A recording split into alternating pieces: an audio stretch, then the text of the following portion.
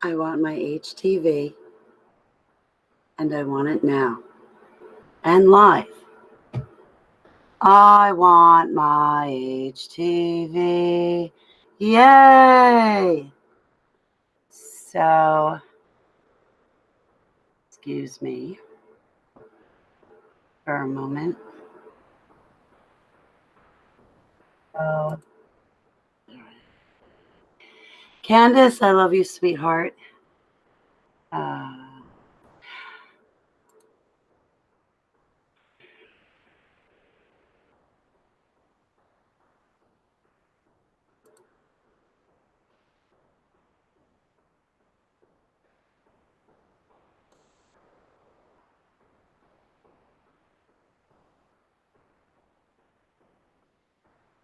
Marcy, how are you? Oh, my girls are here. Please forgive me and excuse me, but to have Candace and Marcy here, I'm humbled, honored, and you ladies are going to give me courage. And there's another lady out there named Marianne who's going to give me courage too. So forgive me. First of all, I've been crying for over 45 minutes. And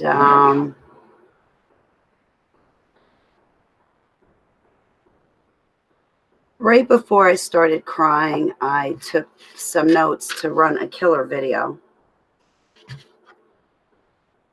And something happened, and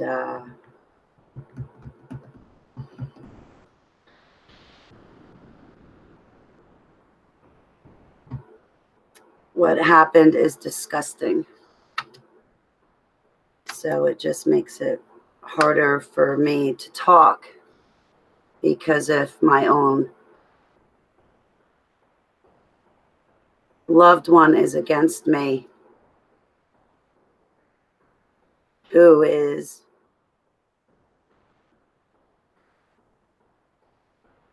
supposed to be an answered prayer to me in my life, if that person is against me, then I feel real embarrassed to give you this testimony.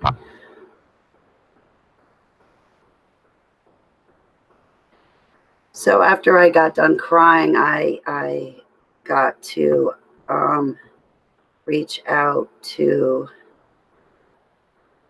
another sister with the name of Marianne, and I know a couple of them, few of them. And when I started listening to her, I decided that whatever is going on in my personal life is exactly that. Nonsense going on in my personal life, and that should not distract me from my main objective and giving my testimony and trying to come here and talk about some hard situations. So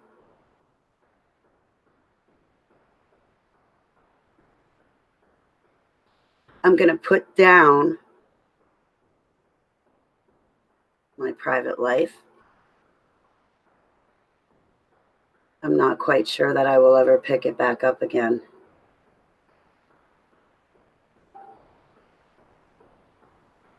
And I'm going to give you the hardest part of my testimony.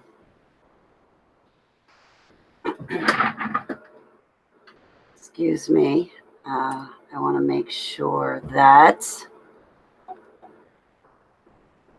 my notes are up in front of me.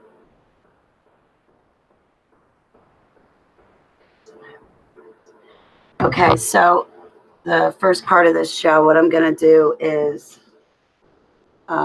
give a brief continuation of the last part I just ran. And then I'm going to discuss the most humiliating and embarrassing part of what happened to me when I woke up from MK Ultra programming. And well, I smoke an electronic cigarette, and I don't want to have you see that in case you've quit nicotine. I don't want to trigger you.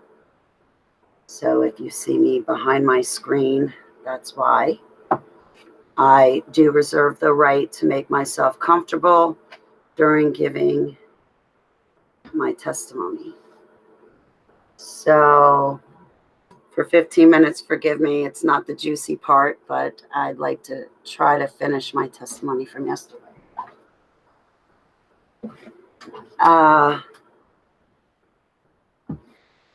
I believe I told you guys about Russ Dizdar and meeting him April 2015.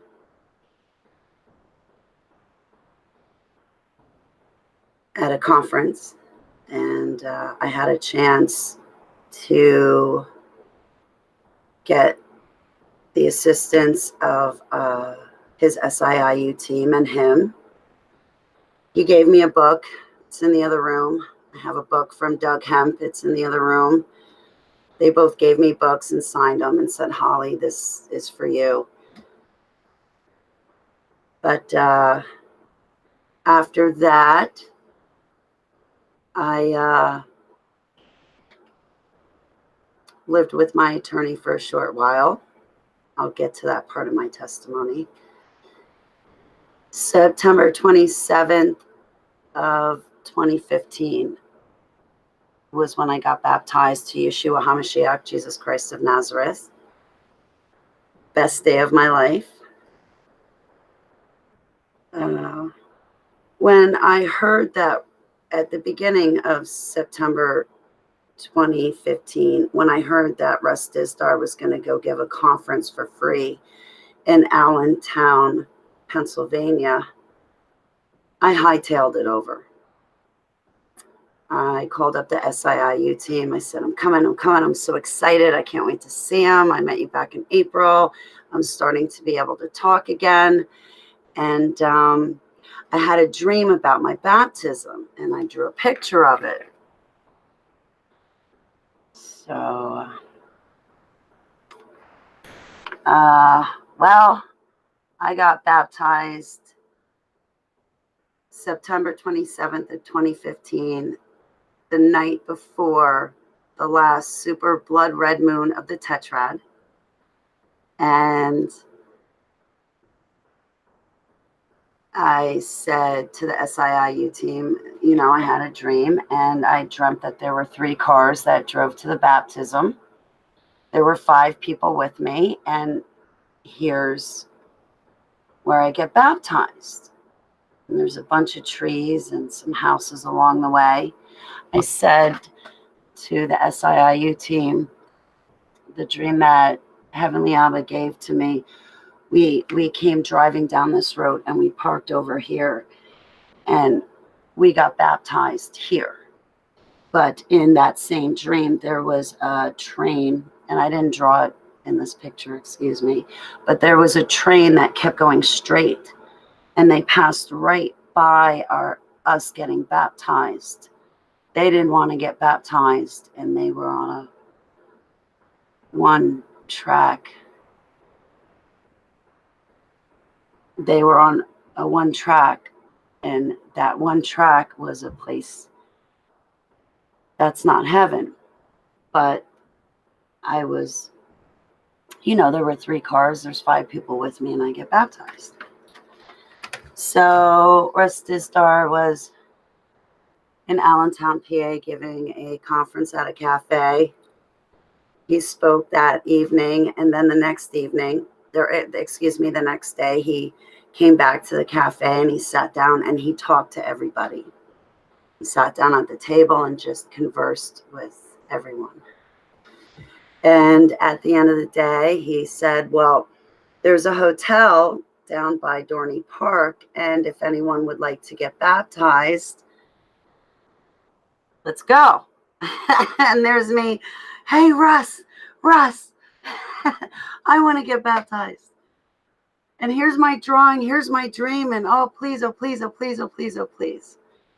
So Russ Dizdar and another person, a very close friend of Russ Dizdar was in the car, but Russ Dizdar and a personal friend of his drove me to the hotel where we were getting baptized.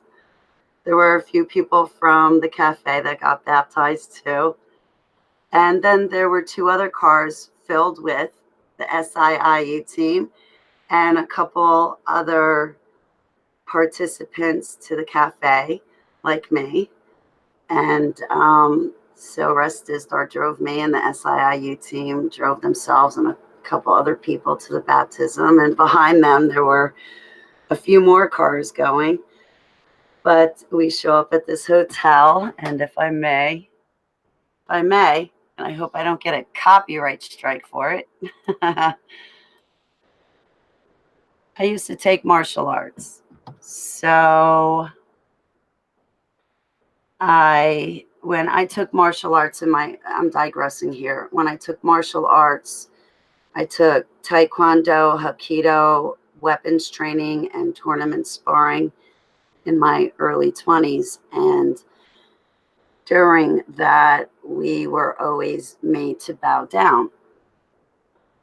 And before I got baptized, I wanted my Heavenly Abba to know that I give him a full surrender. Usually when I'm at home praying by myself in my secret place with Heavenly Abba, I tend to literally get down on my belly and lay flat on the ground with my face down, and I pray. But see, that's my personal walk, and that's what I do with Abba in my secret place. It's how I show him that I give him a full submissive surrender, is that I just lay on my belly. But when I got baptized, I wanted to make sure that I surrendered and showed respect to Yeshua HaMashiach, Jesus Christ of Nazareth, because he's my Savior, and I gave myself to him. And, well, this is the day. So let me bore you for a few moments.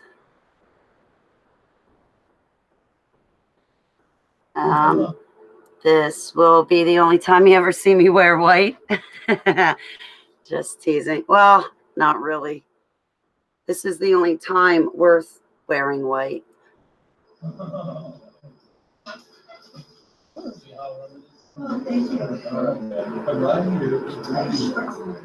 fine. All right. Here's what we're going to do. Remember this? Just so you make sure. Everybody come in. Don't go in front of me.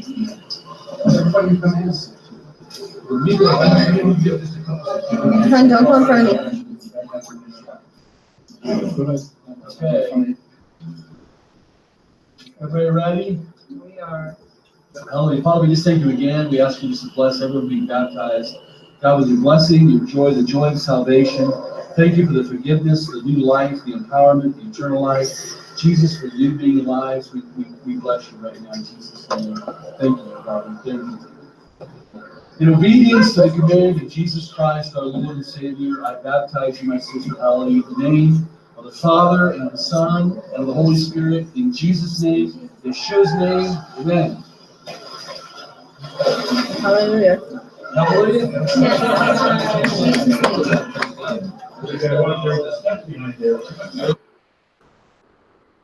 So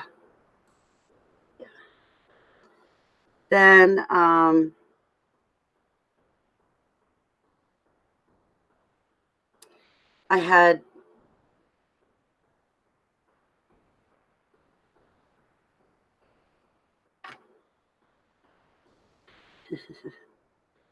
had mentioned to everyone that I was ordained at Hear the Watchman conference, August 11th of 2018 in Montauk, New York. I am an ex-super soldier who survived the MK Ultra projects and the Montauk chair. So for me to be ordained in a place that was so hideous and bad to me in the past meant a lot. My heavenly Abba gave me a lot of dreams and visions, and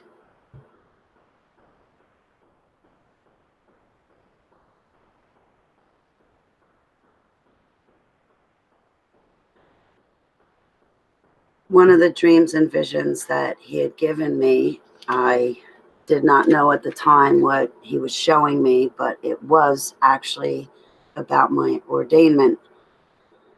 And between the months of January and March 2015, wait, I'm getting this wrong. So I was ordained August 11th, 2018. So I drew this picture between January and March of 2015. Okay. I draw stick figures. So this is an ongoing, reoccurring dream for me. And I get to this one part of the dream. Let me tell you about the dream, because at the time I did not know that this was my ordainment.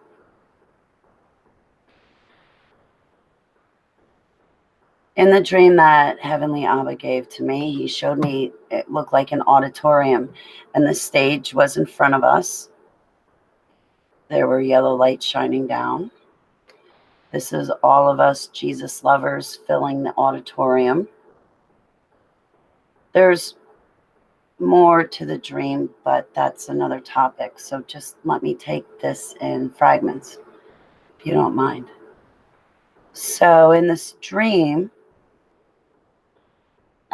this is a balcony, like outside the balcony, like that's the sky, here's the balcony, here's the stage. And in the dream, I came around, I walked around the balcony, and I decided to leave my purse outside, so to speak. I left my purse outside, and I walked into the auditorium. I saw the Jesus lovers waiting and looking at the stage. And they were waiting for YHVH, God, Yahweh, Jehovah, the one from the Holy Bible. And they were waiting for Jesus Christ of Nazareth, Yeshua HaMashiach. They were waiting to see him step out on stage. So in the dream that Abba gave to me, I came in and I'm looking at the stage and I realize what's going on. And there's a sister sitting among everybody else in the auditorium. And she calls over to me and says, Holly, come sit by me. We have a seat waiting for you. So I walk on over and I sit down by her. So I drew this back between January to March 2015. Up here it says Matthew 13:30. Hold that in mind. This is my calling from God. You know, he's leading me through my dreams and visions to get right with him and to get my life in order. So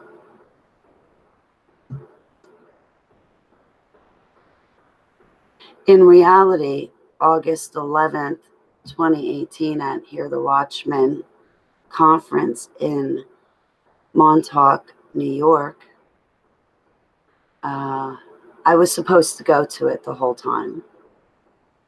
But because of my personal life, I figured, I just don't have time for it. I just can't. I just came up with every excuse. I started feeling like my personal life was more important than my Holy Bible life, so to speak. And one day came that my sister calls me on the cell phone. And she goes, Holly, you're supposed to be at this conference. Mike and Jeannie Kerr have a ticket waiting for you at the front door. You gave them your interview a couple of times. They want you to be here. She takes a picture of an empty chair next to her and texts it to me. And she proceeds to say, Holly, we have a seat here waiting for you. So I go to this is in real life, I go to hear the Watchman Conference, and I sit down next to her in that seat. There's many great, wonderful speakers. And Casper McLeod gets on stage, and he starts talking about Matthew 13:30. I was struck, and that feeling came over me. And I felt the Holy Spirit surging inside of me. And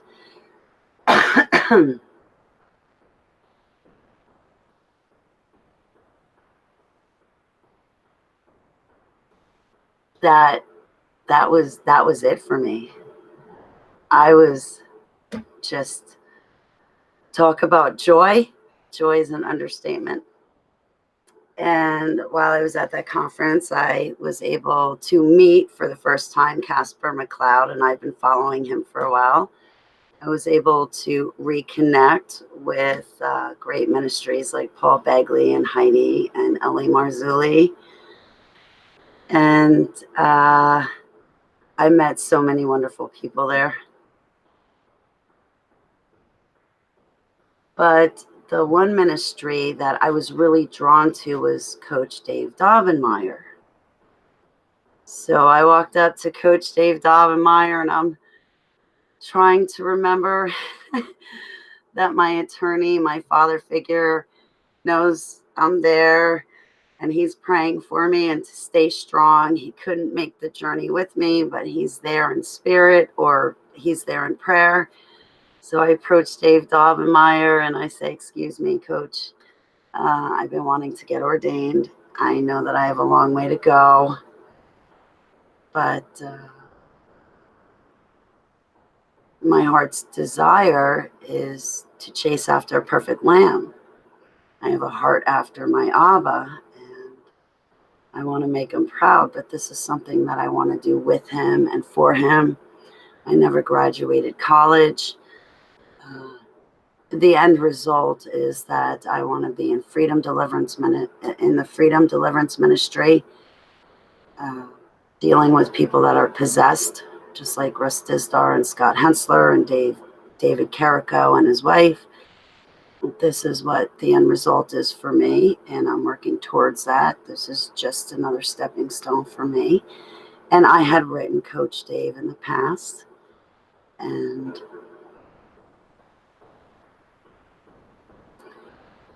Coach Dave looks at me and he goes, I know who you are. I was like, really? Okay, because I'm having a tough time speaking, and I need some help here. And he goes, hang on, Hall. Let me go grab 3 other ordained ministers. So at that point, I run over to my girlfriend from New Zealand and my girlfriend from Texas. And I'm like, guys, come here. Guess what? You know? So the 7 of us go into a conference room, and I tried to record it, but my cell phone died. Oh, it died right in the middle. And it was just such a special occasion. And it is definitely a highlight of my life. And for me, my ordaining is just the beginning. I just got started, in my Bible studies, in my research, in trying to groom myself, and in just trying to live life in accordance to the Holy Bible. So I just wanted to continue that from the last video. And in these parts that I give to you, I'm probably going to jump around. But, you know, forgive me. I will give my love to my chat room when I'm finished. And yes, I'm watching my chat room, but I can't stay completely focused on it.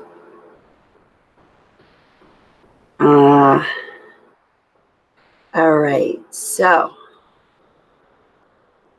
let me at this point get to the part of my testimony that's embarrassing and humiliating. If I may, excuse myself for a moment, like a moment.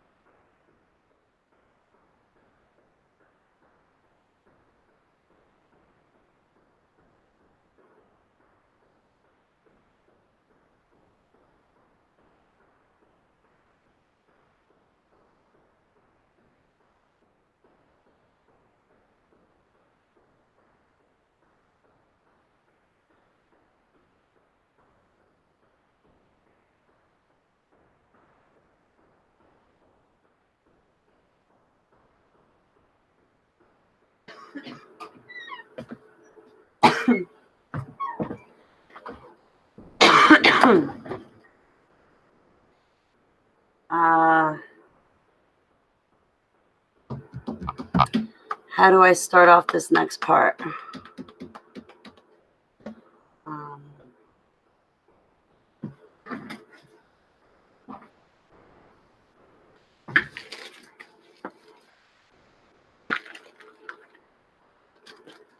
My dream book that I'm making for Ava. Give me a moment.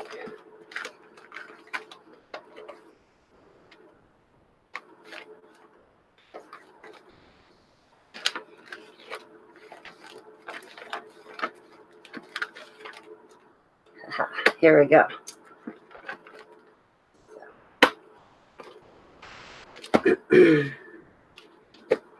Now I'm going to try to be very detailed. So the more I slow myself down to speak, the more time I will give myself to be able to give those details. And I hope that you guys can hear me, because I'm really congested and I can't hear myself. So I hope everything's coming out all right.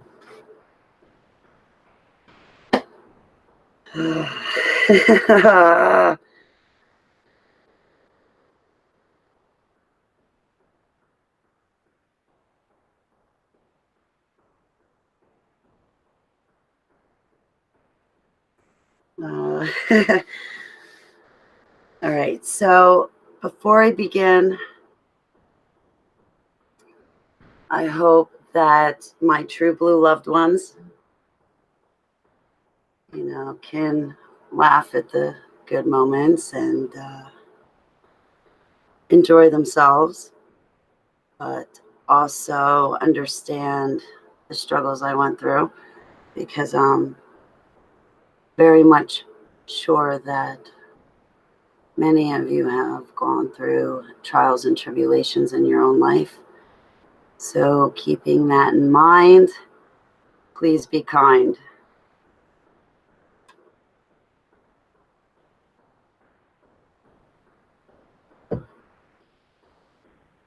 Remember last video when I showed you about my actual physical church and meeting Russ and L.A. Marzulli and Doug Hemp and trying to explain how Heavenly Abba guides me in my dreams and visions?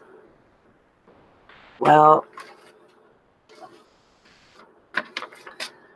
right before Abba showed me this is another conversation. I'll do a video again I'll do a lot of videos. I have a lot of things that I want to talk about, but excuse me for jumping around. I'll run a video where I can discuss how these dreams and visions started coming to me and how Abba laid it on me, so to speak. And I'll show you all those drawings and try to explain them. But first, I'm trying to give you my life's events and bring it in a format that's understandable, but I feel like I'm not explaining myself correctly at all. But about the time that I made all these drawings of dreams and visions that Heavenly Abba was guiding me through, Heavenly Abba gave me this dream. I used to live in Newfoundland, New Jersey on Route 23, which was just north of, and I hate to use names. I really hate to use names because I don't want my testimony to make someone else feel bad or shine a bad light on them. What I sincerely and truly want to do is be able to give my apologies to Mr. and Mrs. Jonathan Kahn because of what they had to endure because of me. And at the time I was going through those things, I didn't know what was happening to me. And most likely I scared the daylights out of them.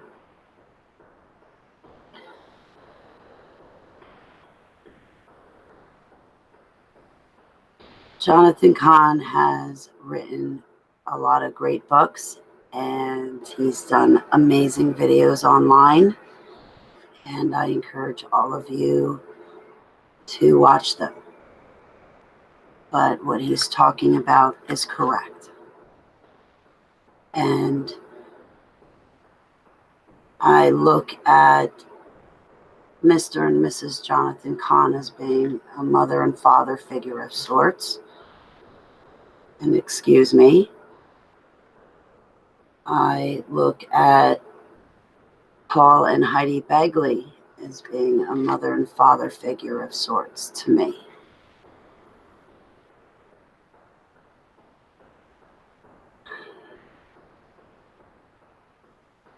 Most of my time is spent behind this computer watching videos, trying to recover and heal and have therapy, because where I currently live right now in the state of New Jersey,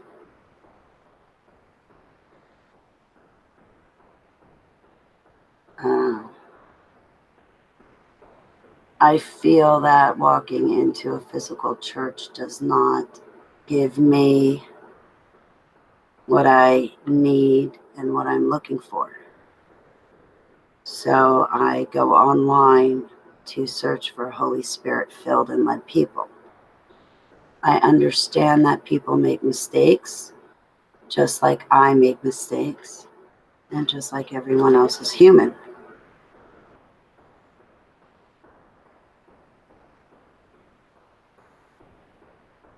What I went through was really huge and really big. So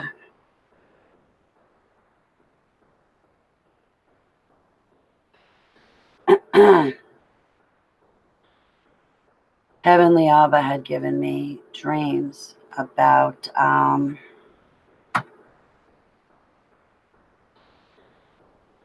roads and bridges,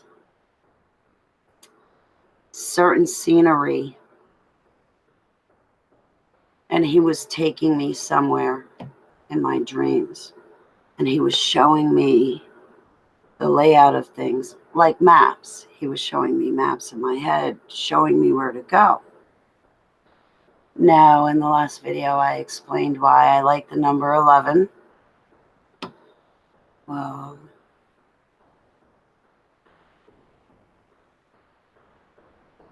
Meet Khan's ministry is at 11 Railroad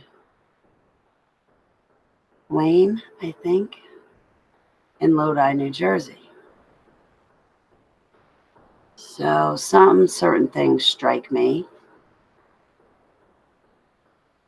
But so in the dream, Abba has me driving down these roads, and there's hills, and there's a bridge, and there's these trees all over.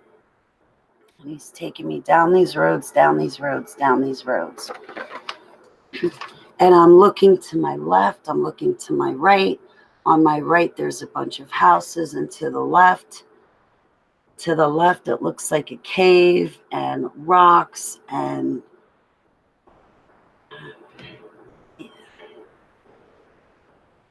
you know, if you were a rock climber, or if you rappelled down a mountain,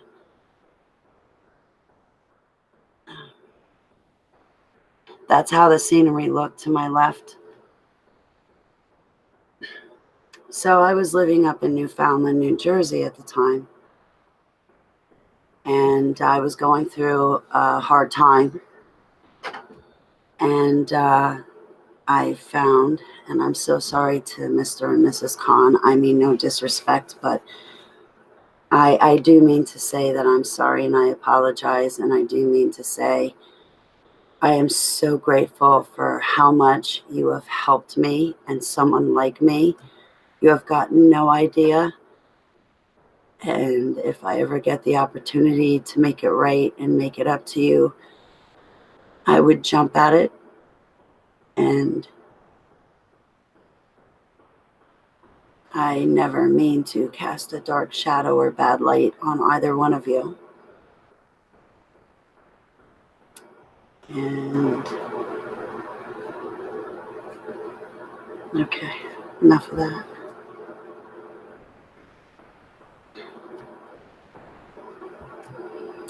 So it was the beginning of December, and I was watching Jonathan Cahn, and I had found out he's in Lodi, New Jersey. So one evening on December 5th, I found out when he was giving a sermon. I don't know what you call it, but he was talking. And I ventured down the driveway, and I went down 23 South. And I had only been down 23 South like 2 times prior. But as I'm traveling down the road, the way the road curved and all the hills, thinking to myself, Holly, Abba gave you a dream about this. I go under a bridge. I keep traveling more and more. And I'm thinking, wow, this scenery looks so familiar. I've dreamt it. I know I have. I know I have. And then, of course, Google Maps tells me to make a right off of 23 and then go down a couple other roads, and voila, you're at his ministry. That blew my mind. That really blew my mind. So I walked in December 5th, and I sat there in the audience, shaking and cowering, and scared off my rocker. And I watched him give his sermon. And, you know, you have all the lights and the video guys with their cameras coming down, looking at him. And there I am, going, oh, thinking to myself, oh, geez, don't let them see me in his crowd. Like, oh. At the end of his service, he said that we would have a chance to meet him. So there I go, running up into the line, and I'm like, in back of the line, smiling and looking at him. And I get up to the front. I'm like, Meet Khan, I had a dream about you when I was 13. You had that shawl on your back with the lamb, and you're blowing the shofar. I've been dreaming about you since I was 13. Then I gave my covenant to Abba in May 2014. And voila, here you are. And I had to meet you because I have these dreams and visions. I've had them my whole life, and everybody says this and that, and it's wrong that they're saying these things to me, because I truly feel that God is trying to get in touch with me. I said, Meet Khan in 2014 when I was married, or excuse me, in 2000, in the year 2000.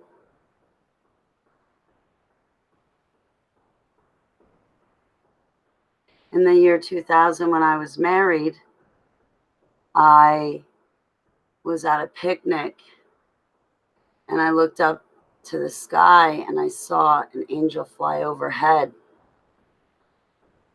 The angel was telling me about the 4 horsemen that were soon to come. I got worried, so I ran inside the house. And this is a real life event. I ran inside the house back in the year 2000, I believe, the summer of 2000. I ran back in the house into my husband's bathroom at the time, and I crawled under the sink. I crawled under the sink, and I looked up at the bottom of the sink, and I kid you not, I could still see that angel up in the sky. I couldn't hide from him, but he was forewarning me about the 4 horsemen.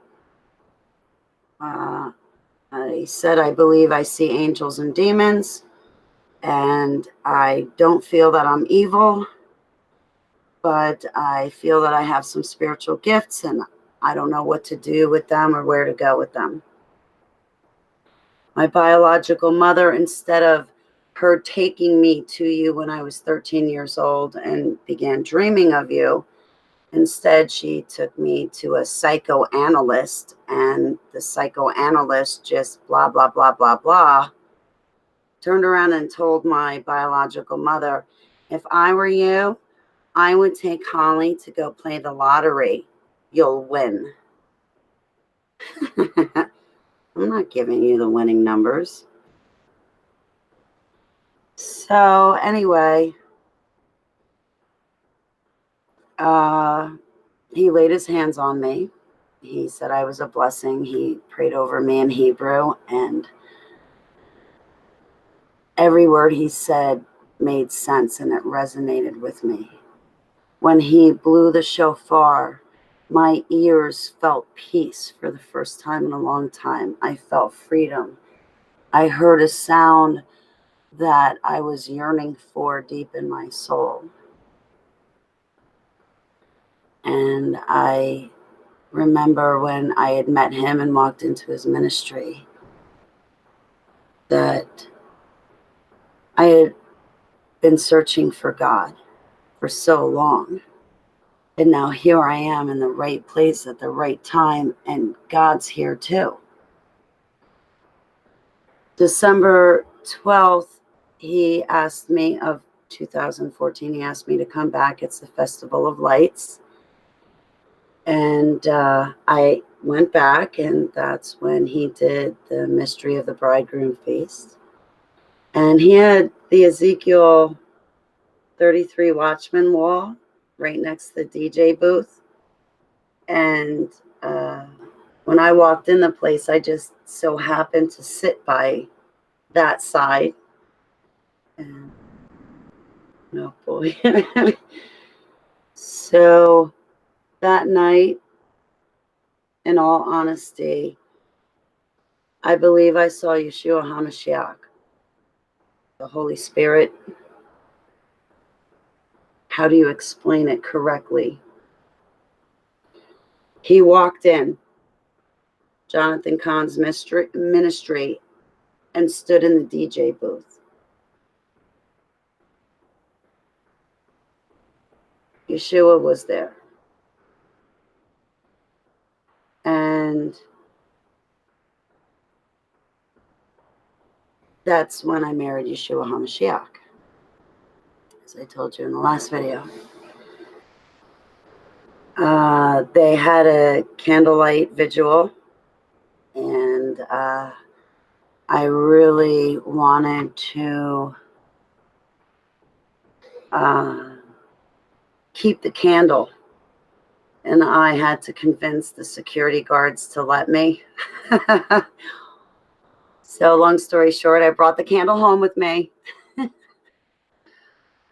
I couldn't save it because I just kept lighting it, and I was lighting it for Yeshua HaMashiach and myself, and saying my prayers, and just such a happy moment. I finally felt like I had Jesus for myself the way everybody else had him. Truly had him. So then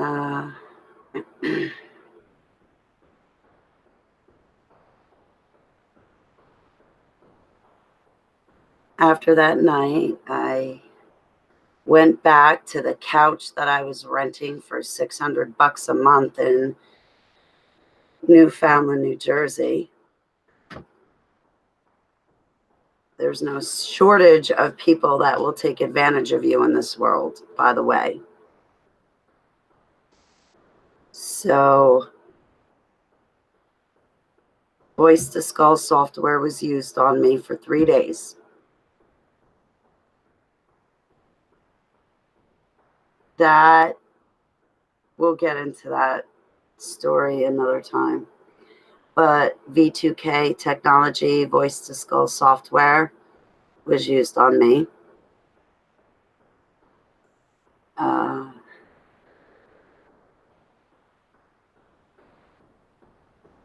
I gotta tell you about that. Another story, forgive me.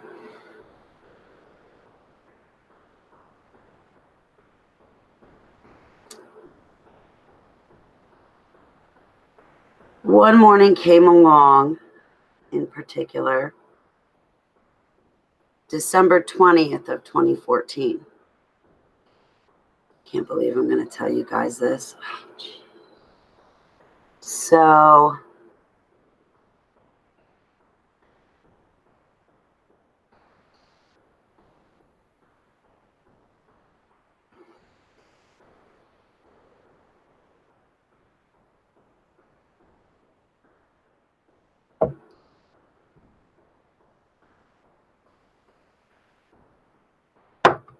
sorry.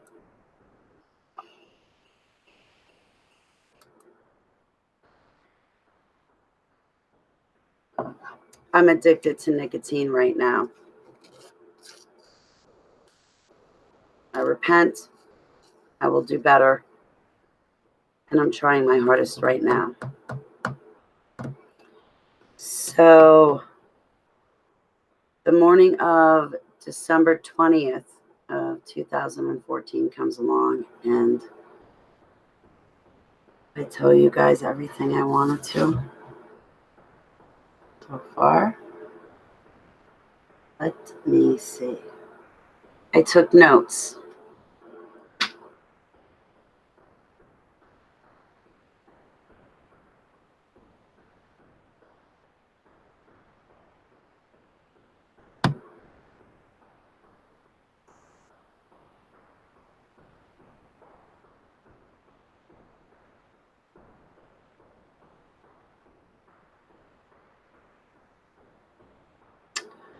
Let me rewind. Let me rewind before December 24th or 20th. So between the days of December 12th to December 20th of 2014, I was on Google Plus. Nobody knew I was there. Nobody, I mean, all my friends were on Facebook. They're doing their own thing. And they're not paying attention. So here I am on Google Plus, writing my ruminations and confessions, falling to pieces, falling apart. I couldn't talk. I'm going to digress one moment. If anybody joins my chat room that is rude and disrespectful, I ask my wrenches to throw. Ask questions last. So, and I will support my mods.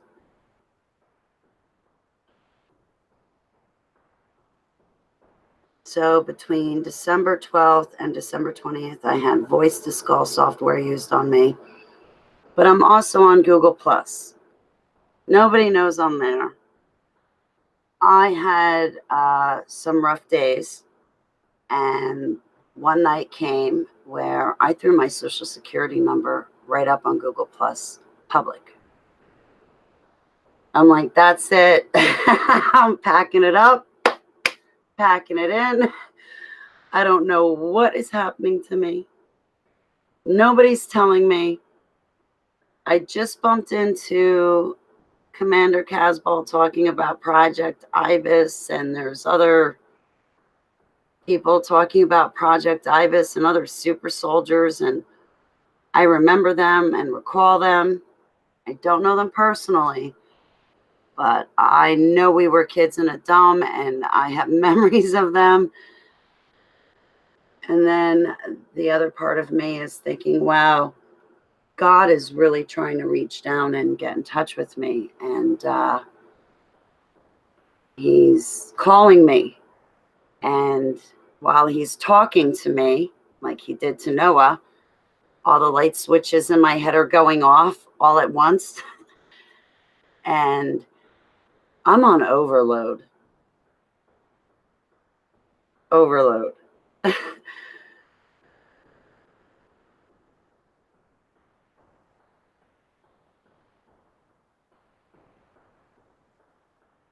I started to fall to pieces.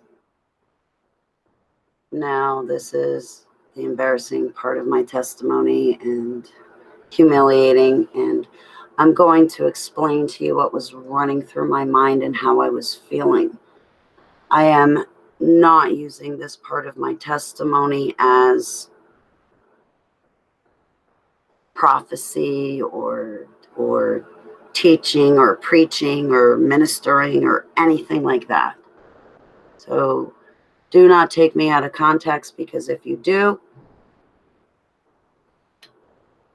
I will get very angry.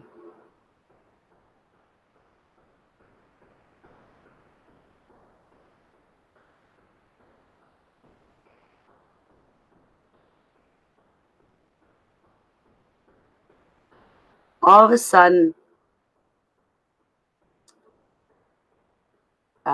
during the 12th through the 20th of December 2014, there was a morning I woke up, and I was having a real bad day, and 6 hours into the day, I'm throwing my jacket on and putting my shoes on.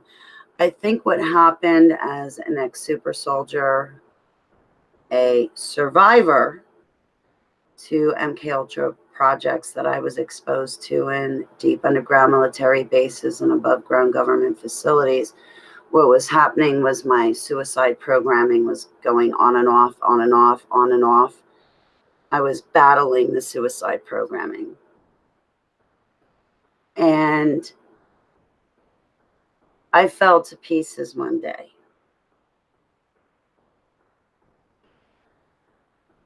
I go hightailing it to Jonathan Cahn's ministry.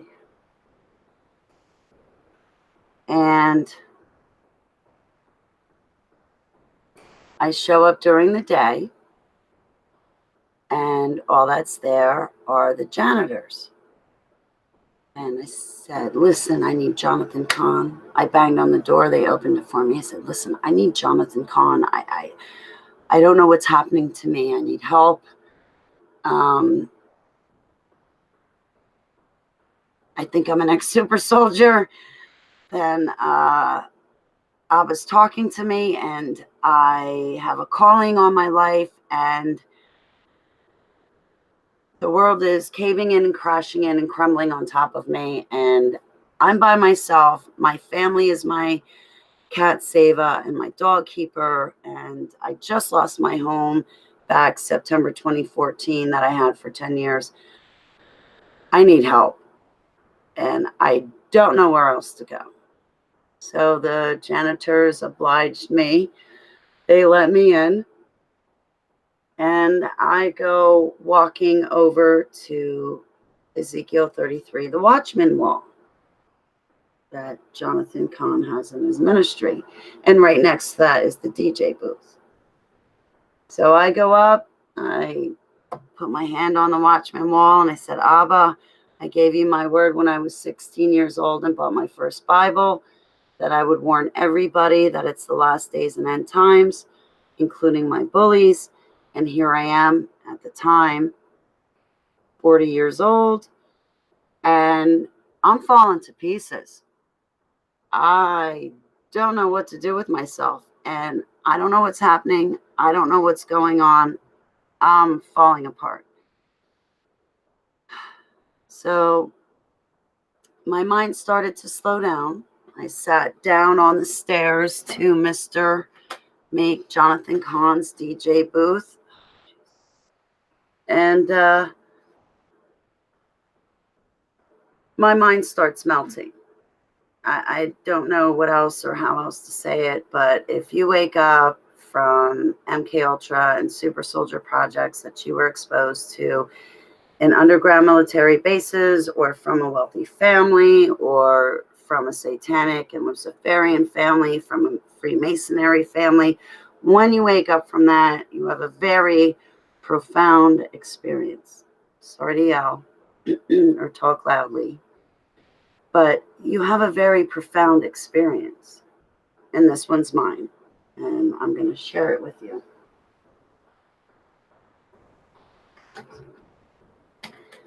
So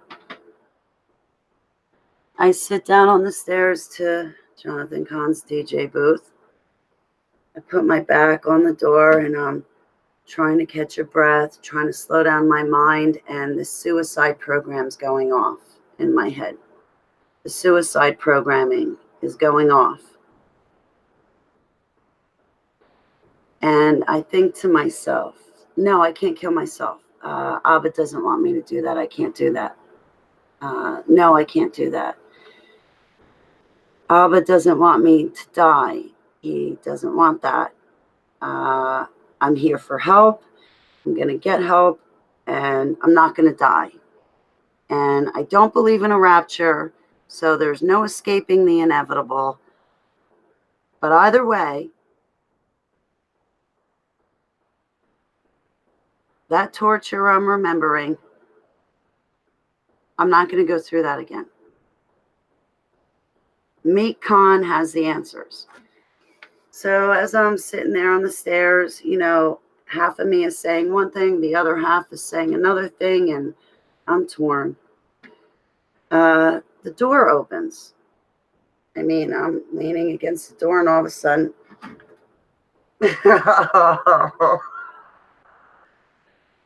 oh boy. So once the door opens to his DJ booth, I just stand up, walk into his DJ booth, and I'm standing there, and I'm looking out across his ministry, like across, you know, all the empty seats, and then you have the stage off to the left, and in the back, the open room, and there's the mic, and here's all the stereo equipment. I must have touched every single button there was, and touched every single lever and turn knob that there was in his DJ booth. because at that moment I was viewing Meek Khan as a father figure. I don't know if you've ever read any of his books or listened to his ministry, but he's on point and he's right. And here I am looking for assistance, and I have no family. So I get up in his DJ booth and I just touch everything there is to touch, pushing CDs in, inside the radio, inside the stereo, and just I grab a hold of the mic and I'm like, may I have your attention, please, people? We are in the end times and last days, and what Jonathan Cahn is telling you is completely right. And I'm your watchman. We're all going to die. We're not getting out of here alive. Got to get right with Jesus. And I'm absolutely losing my mind right now. I don't know what's happening to me. And, kind of like, attention Kmart shoppers. There's a sale going on in aisle 10. Yeah, so there I am. Oh, jeez. Finally, I calm down. I get out of Mr. Khan's DJ booth. I leave the premises. About 2 days later, I get a phone call from the police department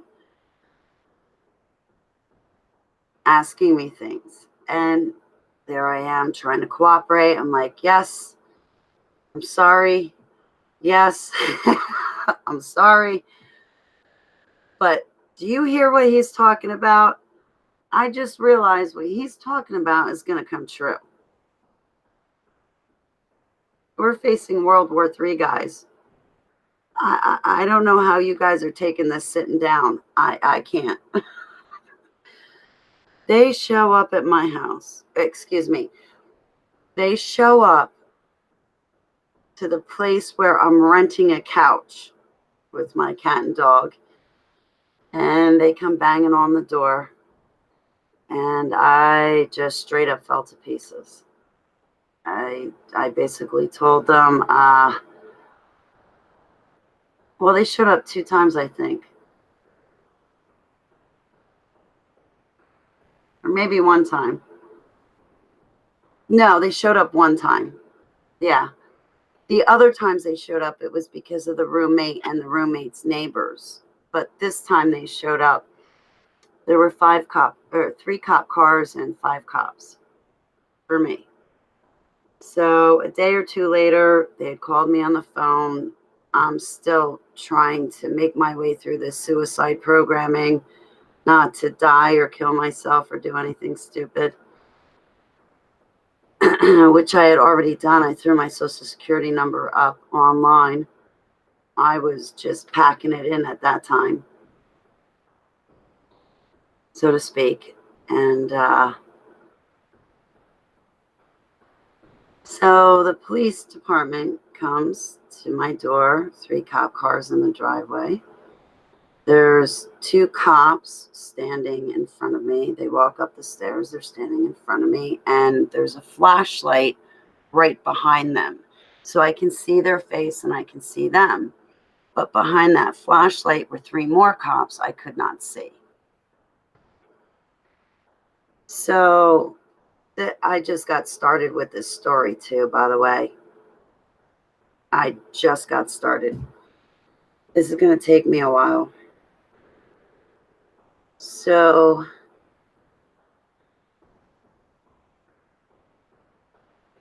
I'm so embarrassed. Oh my, I'm so embarrassed. So the cops come up the stairs, they bang on the door, and they start asking me questions. And I said, listen, I rent that couch right there for my cat and dog. I just lost my home. Here you guys are. I can answer every question that you ask about me, but please don't ask me about other things right now. Like, okay, I'm already on overload.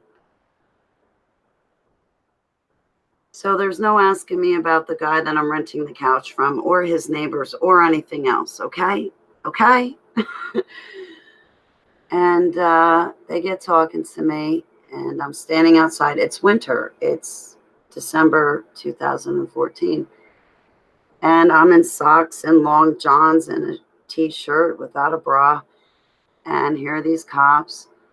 And I said, listen, if you've listened to him, excuse me, police officers, if you've listened to him, then you should know what time it is. And I remember I started crying, and I was beside myself. I said, I just don't know what to do. And I covered my face, and I turned around, and I put my face to the door and my back to them, and I started crying. The police had said a few more things to me, so I tried to buck up, and I turned around and wiped the tears away, and I began to converse with them. And they said, Holly, please take down your social security number from Google Plus, delete it. Holly, you can't go back to his ministry anymore, which I understood because I'm sure he felt disrespected and violated, and I probably scared the daylights out of him. And I repent to Yeshua HaMashiach, and I repent to Jonathan Kahn and Mrs. Jonathan Kahn. But then they turn to me and they say, Holly, can we have Aaron? Aaron. Can we have Aaron? I was like, hang on a second. I go inside, close the door behind me. I go to the couch underneath my pillow, and I grab Aaron and Moses. I take them under my pillow, out from under my pillow. I walk outside again, and I put Aaron like this and Moses like this, and I lay them on the ground. I then stand back and I sit down on the ground. Or no, I put them on the ground. Yeah, I did. And then I sat down on the ground, and you can have Aaron. So the police department specifically asked for Aaron. But I gave them both Aaron and Moses. And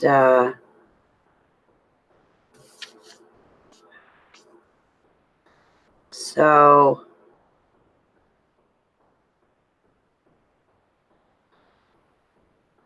before I explain Aaron and Moses, I'm going to continue on with this segment of the story. One of the three cops between the flashlight behind the flashlight that I couldn't see started making fun of me. One of the cops that I couldn't see starts making fun of me, going, oh, you're just trying to get right with Jesus? Oh, you're getting right with Jesus? No, you're not. Oh, no, he doesn't say, no, you're not. He goes, that's funny. You're getting right with Jesus. That's what he does to me. I stayed sitting down, and I let them laugh at me. And the 5 police officers, the 2 that I could see in front of me, they pick up Aaron and Moses, and the other 3 cops that I couldn't see stayed, in the darkness. I couldn't see their faces. And then they all left.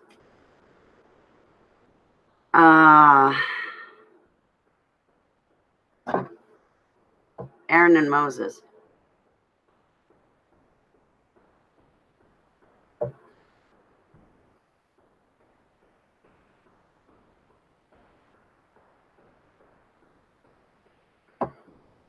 Well, most of my chat room here this evening knows about the Old Testament and knows that Aaron is the brother to Moses.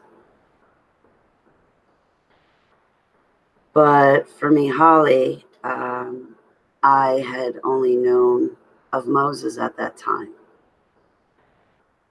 So I used to carry knives on me, and Moses was my favorite. It was a black stiletto knife with holes in the handle. I love the color black. Everybody's going, black's not a color.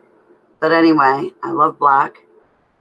And I used to keep that knife right here, not concealed. But then I had a second knife, and I named it Aaron. And it was a white pearl handle, fake white pearl handle. And I used to keep that in an undisclosed location somewhere else on my person. It was my backup. I'm going to digress from this story. Prior to that, I dated someone that tried to take my life from me. And he got mad at me because I broke up with him. I was told that he had a friend come here from out of state right after. Let me be very specific in this time frame. He had somebody come up from out of state to work with him, and he kept telling everybody how I told him to kill me. And there came a day where I had to call up the homicide hotline and say, listen, Mark so-and-so is going to kill me. I'm scared for my life. I have a death threat and I don't want to die. I don't know if any of you have ever been through that before, but I have, and I took it very seriously. And even though I knew and know martial arts, I am a tad bit rusty. But I began carrying knives on me and certain weapons on my person. And Aaron reminds me, okay, so I had a knife named Moses from the Holy Bible.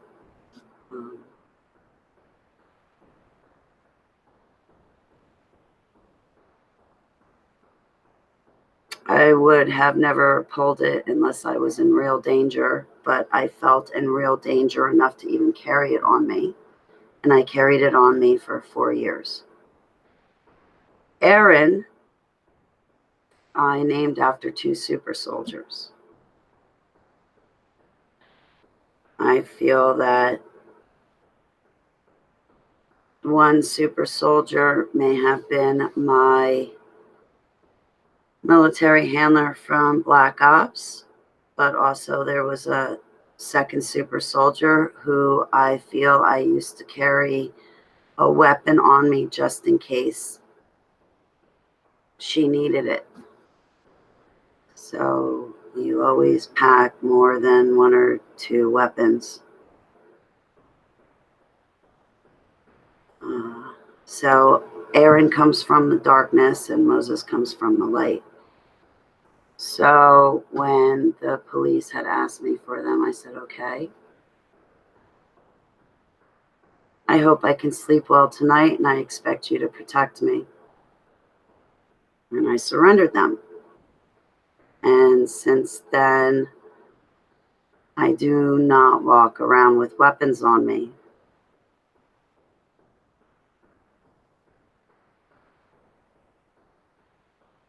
It took me a really long time to feel secure not walking around with weapons on me for my own self-defense. Excuse me, nicotine.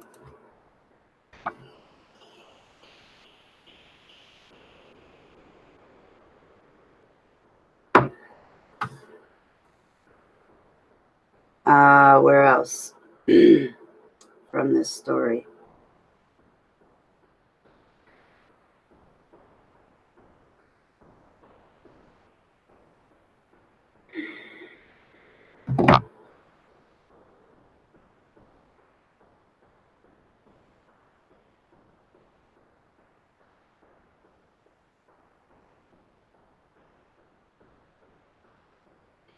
December 20th, 2014 rolls around, and I wake up one morning and all the light switches are going off in my head. I was giving me dreams and visions. I'm seeing the great tribulation happen before my eyes, so to speak. And I wake up and I just can't take the download anymore. And I called up the police department, and I called 2 detectives in particular. I had seen a sign down the road a couple days earlier while I was traveling with 2 different numbers on them. So when I called up the police department, they, have a directory of detectives. So I picked out the 2 numbers that I had seen on a sign. I picked out those 2 numbers and I called up those detectives, and I'm like, listen, bells and whistles and ringers are going off. I'm losing it. I need help. I have these dreams and visions coming true. I need to go to the hospital, and I really need help. Nobody calls me back.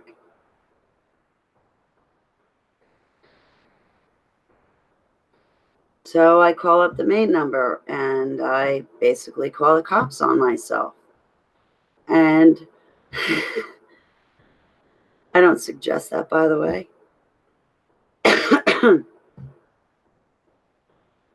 So cops come, and meanwhile, the guy that I was renting the couch from, am I allowed to say drug dealer, illegal weapons, illegal driver's license? Am I allowed to say that? Probably not. That's too much honesty, right? So I call up the cops, they come over, and I say, listen, I'm having these end time dreams and visions. I cannot contact my online ministries. I can't contact these other people. I really don't know how to explain things to you, but I really need to go to the hospital. One of the police officers leaves, and there's another young gentleman officer who was at the time a rookie. Not anymore. He's not a rookie. When he got done with me, he's not a rookie anymore. So, man, this poor kid, he stays behind, and he's trying to calm me down, and he's trying to say, Hal, it's okay. He's trying to talk to me. He's like, listen, we're real busy right now. We can't take you to the hospital, and we can't talk to you, and we can't do anything. We're just very busy. So him and I start conversing, and I start to calm down a little bit, and I explain some things to him, which probably didn't make any sense, because at the time I'm waking up from MK Ultra programming. I'm waking up to the fact that I'm an ex-super soldier that's been trafficked by my military and government. So this young officer was a complete gentleman, and we were talking, and I said to him, I'm like, you have someone in blue standing over you. It's your brother. Now, I don't believe in this garbage and stuff. I'm very skeptical of everything. But here I am, standing in front of this officer saying, I see someone standing over you. He's in blue. It's your brother. And he goes, yes, my brother died in the Iraq War. He stepped on a grenade and it blew up.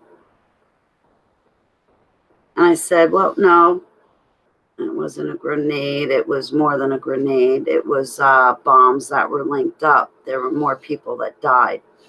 He tried to save them. Cop's like, how do you know that? I'm like, I don't know that. He's above you telling me he's your brother. He died and he was trying to save people. And what he stepped on there, it was not just one grenade. There were more around him. I'm losing it. Like I said, take me to the hospital.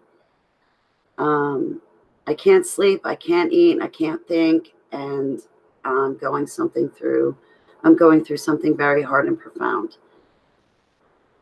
And he reassured me that they would come back later and everything would be okay. So he leaves.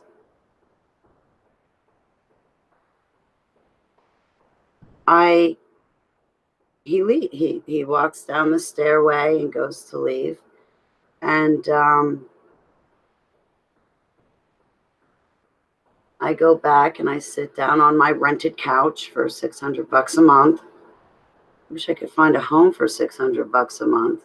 I'd have it set. But never mind that. I sit down on the couch and I see him leave the driveway, pull out, turn down Route 23. He's gone. I hear, run.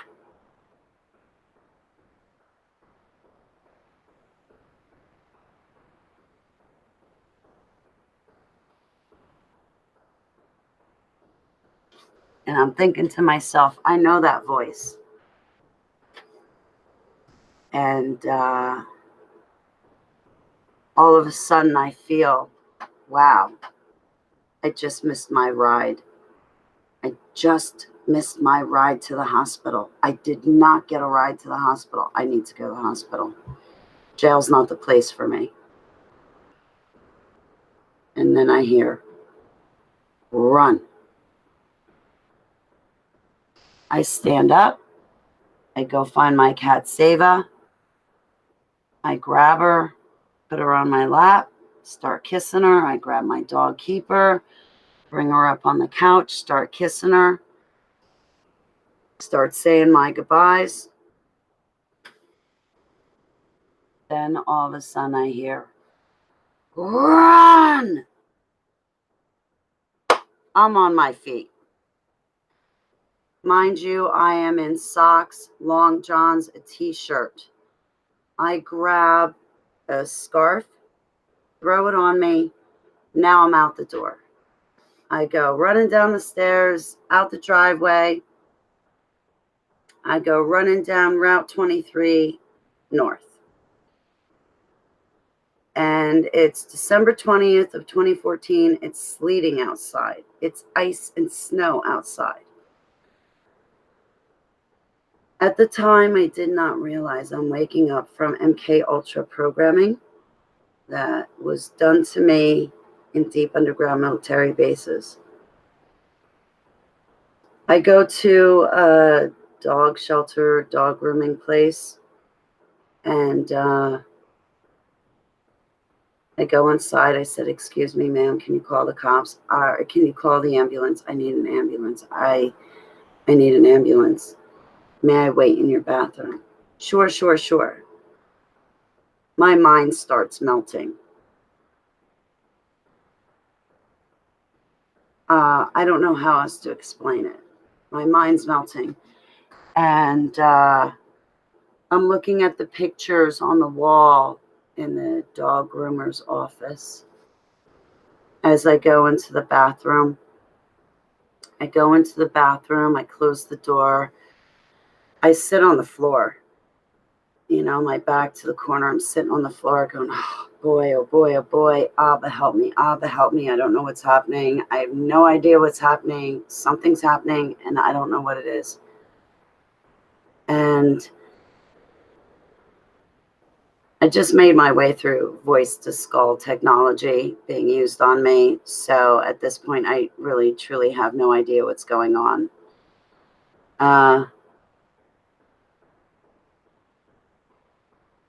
My mind starts flipping.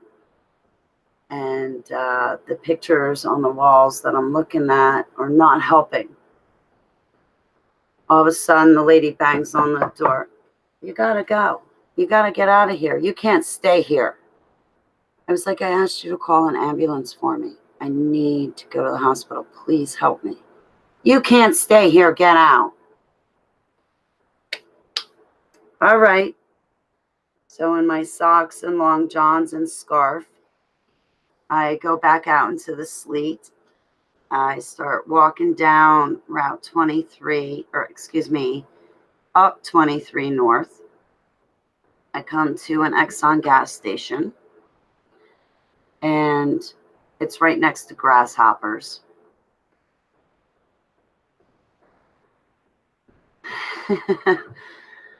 That reminds me, Grasshoppers, of David and Goliath. But anyway, so I go walking past Grasshoppers. I get to the Exxon gas station where there was always this one nice guy. And I thought he might be there. So I thought I might be able to go there and he'd be working. And I could say, listen, I need an ambulance. Can I wait in the bathroom? Can you get me an ambulance? And then can I go to the hospital? So I get in there, and of course, he's not working. I look at the guy at the counter who had seen me before, and I'm like, bad day. I need a place to sit. I need to call someone for help. I call up Jonathan Kahn. I'm put on hold, and I'm put on hold, and I'm put on hold, and I'm put on hold. Hold, hold, hold. I call up my attorney. He's not picking up. I call up this one friend I had, Kurt. He's not picking up. Nobody's picking up their phone. And I think, wow, I'm on my own. And I probably had been at this Exxon for about 10 minutes. I was freezing to death. And I'm hovered down in a corner. I'm not even sitting on this chair. I'm like between the chair and the wall sitting down. And all of a sudden I hear the bells above the door go off. And my mind just, at that point, I don't know how else to tell you, but it flips. It starts breaking down. It starts melting. The dinging kind of reminds me of cell phones nowadays, that ding, and the people calling you, or anyway, the dinging goes off and my mind flips. I get up, I look at the clerk, and I say, thank you so much for allowing me to be here. I'm so sorry. Please forgive me. I was just trying to get to a warm place to have someone come to help me, and nobody's here to help me, and nobody's picking up their phone. I'm going to leave now, and I'm just so sorry. So I leave the Exxon, continue up 23 North. All of a sudden, I see a break in the traffic. I cross over.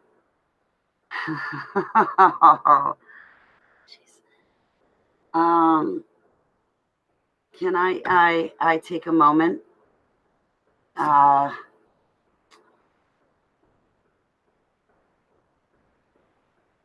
I take a moment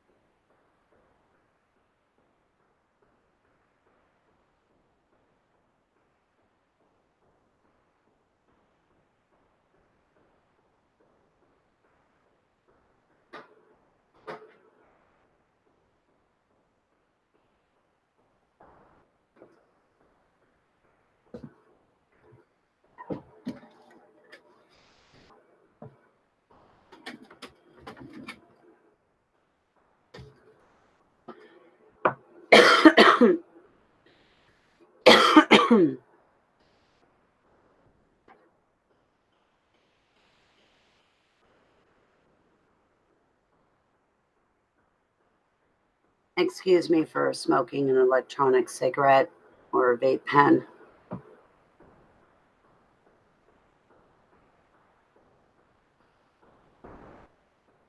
I'm not perfect.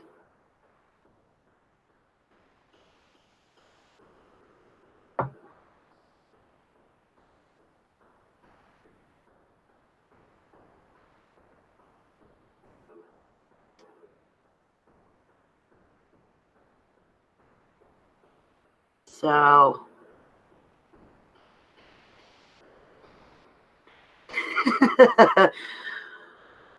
I'll try to make this funny, but I don't know, because for me it's a little bit of a sore spot. So I leave the Exxon station. I go running up 23, see a break in the traffic. I go scooting across the highway.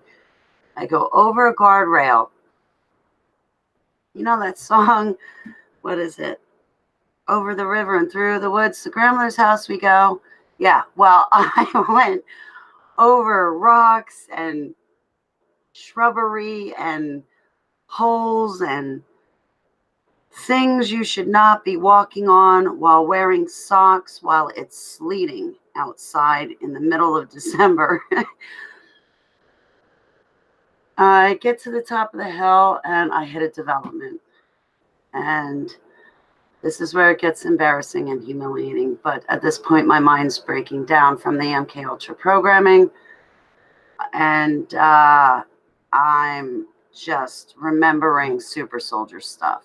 I'm remembering at this point, my mind starts flipping and melting. I'm remembering the MK Ultra programming, Project Ibis, Project Delta, Omega, Project Seagate, Project Mannequin, Project. Oh.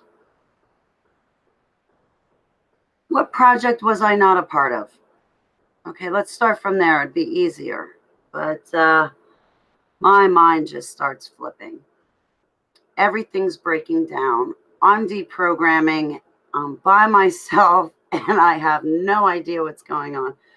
So I get up to the top of this hill, go over another guardrail, hit the street. I'm in a development.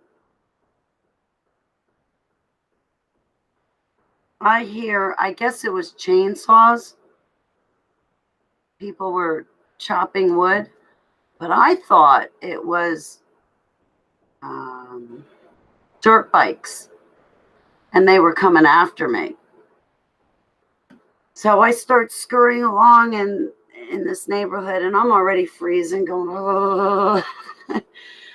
And I see this one guy come out of his house, and he goes up to his pickup truck, and he looks at me. And when he looks at me, I see darkness in his eyes, and I'm like, okay, I can't talk to him. I keep walking. And I start looking at houses, and I'm like, I have to find help. I need to find someone to help me, because I don't know what's happening, but something's happening. So I'm walking through the development. All of a sudden, I come upon this white house, or excuse me, yellow house. I go walking up to it, and now I grew up on 313 Wet Neck Road in a greenhouse. That house no longer stands there. It's gone. But with whatever was happening to me with the DID, dissociative identity disorder, and whatever was happening, MPD, multiple personality disorder, whatever was happening to me, that was definitely involved. So instead of picking a greenhouse, I pick a yellow house. I walk up to it. I'm like, Grandma, I'm home. I'm home, Grandma. Let me in. And no one's answering the door. And I try to let myself in, and the doors are locked. I go around back. I try to let myself in and look for a key. There's no key to get me into grandma's house. The doors are locked. And the dissociative identity disorder is kicking in. I'm not leaving my body, okay? I'm in my body. It's just my brain felt shell-shocked. It felt frazzled, to say the least. I go around to the front door again, and I figure, okay, I'll just sit here, and maybe the people to the house will come home, call the ambulance for me, and I can go to the hospital. Well, all of a sudden, my mind goes from 0 to 1,000, and when it hit 1,000, I'm in that ex-super soldier mind frame. Or I am an ex-super soldier, but at the time, it goes into that super soldier mindset. I look down and I see a green box, and I think, oh my gosh, it's a bomb. I take this thing and I rip it away from the house.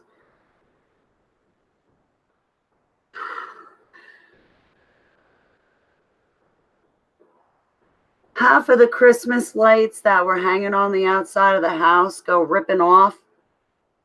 I'm thinking it's a bomb, but apparently it's the timer for the Christmas lights on the outside of the house.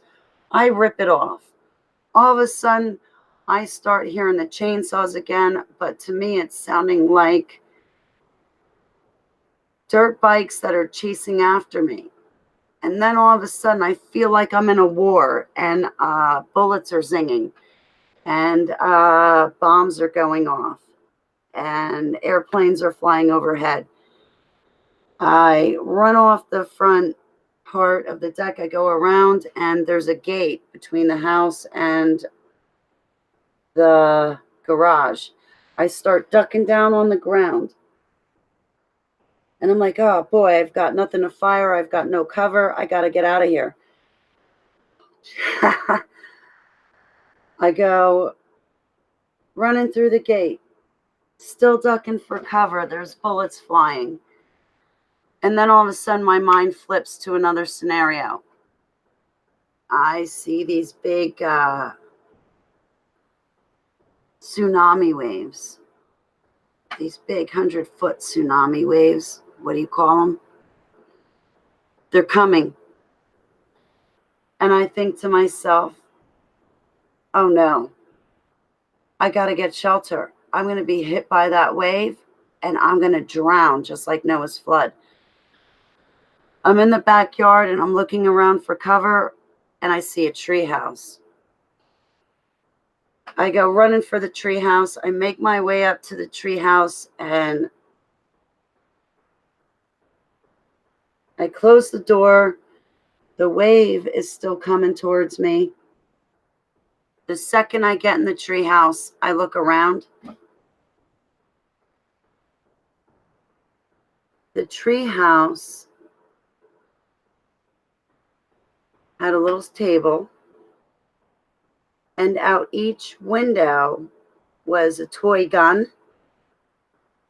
You know, like a toy gun, they shoot things.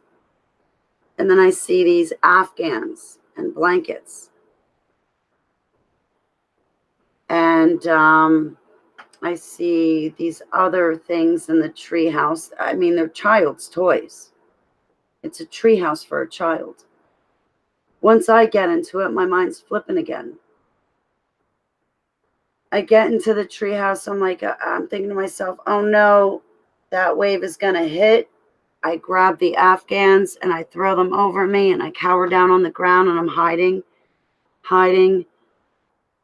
A few moments pass.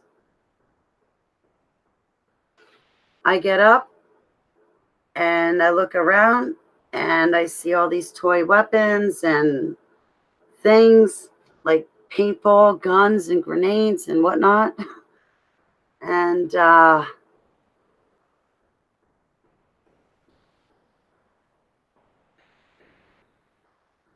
my mind starts tilting again.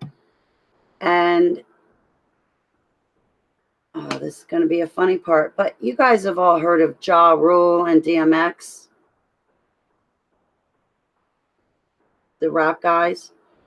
Well, my mind's flipping, and the next thing I know is Ja Rule is to the left of me, DMX is to the right, and all of us are shooting out the windows, our guns, and we're taking down the bad guys. Bullets start flying into the treehouse again. I have to take cover. They're the bad guys. We're the good guys. We got to take them out. This is World War III. This is not right. And my mind's flipping. My mind's flipping. And then I look at the front door, and all of a sudden it looked like the wave, that tsunami wave just crashed into us. And here I go, ducking under the covers again, trying to stay warm. I'm shivering. A few moments later, my mind starts slowing down. I start coming back, and I start thinking to myself, okay, Holly, whatever's happening is not right. Get out of this treehouse and find someone that can call an ambulance to get you to a hospital.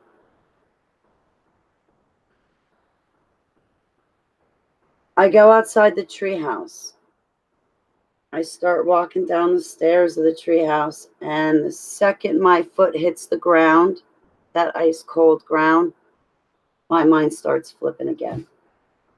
Now all of a sudden I see Nazi soldiers firing at me, and I'm all of a sudden with a group of women.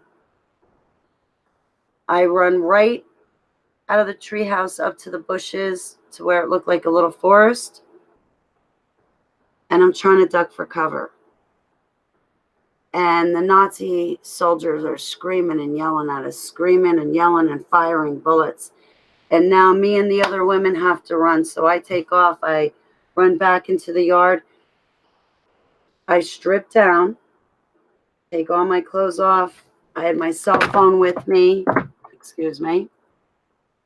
I had my cell phone with me, my electronic cigarette with me. I strip all my clothes off, and I lay down in the cold ground. And I just see these naked women running past me, trying to escape these Nazi soldiers shooting bullets at them.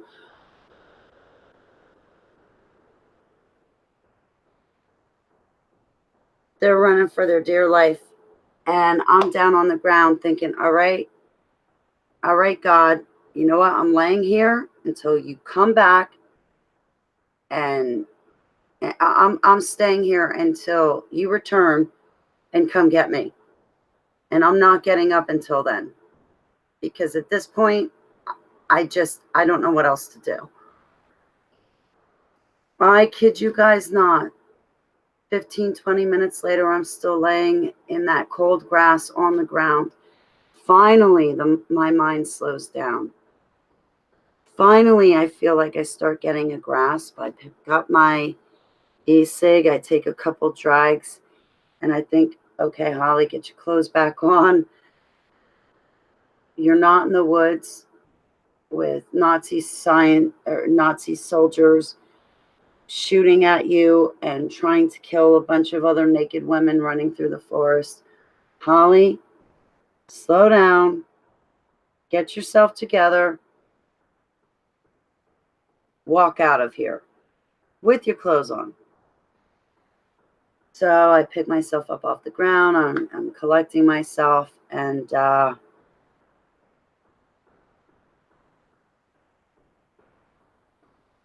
ended up forgetting my cell phone and my electronic cigarette in that backyard. So I get my clothes back on, and I finally leave that yellow house in the backyard, realizing it's not my grandmother's house. I'm having this mind melt, and I don't know what's happening, and I need help. I go walking out to the street, walking through the development again, thinking, I really need help. I really need to get to a hospital. I don't know what's happening to myself. I see this house that has one of those blow-up Grinches. And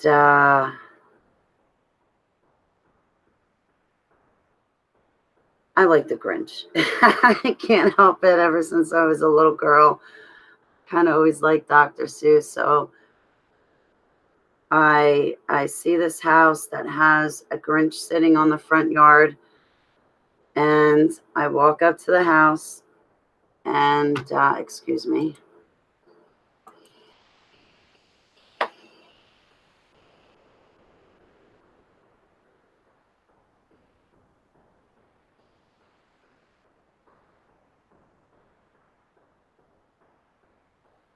I walk up to the house, and I let myself in. The door was unlocked. So I walk up the steps to this blue house, and I walk straight in. This woman looks at me and goes, and she has a daughter with her. And I looked at her, and I'm like, I dropped to her foyer area. I dropped to my knees, and I said, ma'am, can you please call an ambulance for me? I'm so sorry. I lied. I said, I have fibromyalgia. I fell outside and bumped my head. I'm having memory problems, and I need an ambulance. And can you call one for me?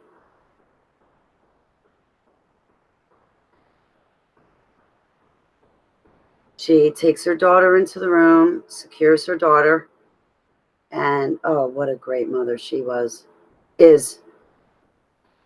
She secures her daughter, and she comes back out, and she calls the cops. She goes, I have Holly Baglio in my foyer on her knees. My dog's about to bite her, and can you send an ambulance and take her to the hospital?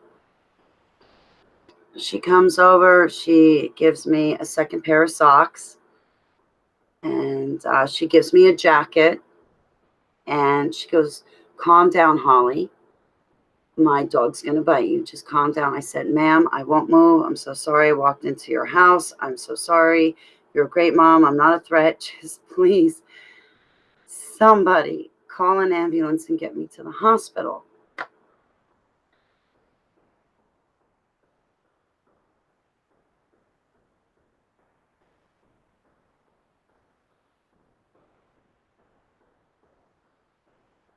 So the dog ends up just sniffing me, never bites me. I start calming down. The police get there. Here we go again.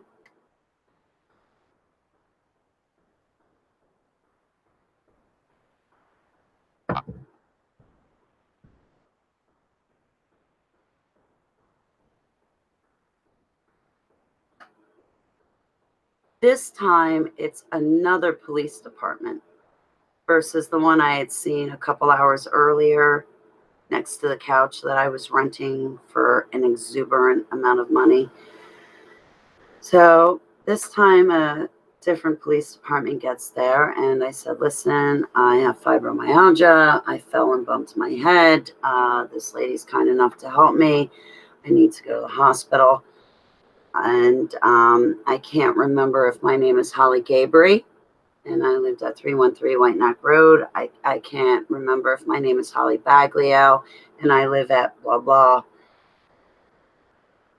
Route 23 in Newfoundland. My previous address was blah, blah, blah, Brookside Garden Apartments, Somerville.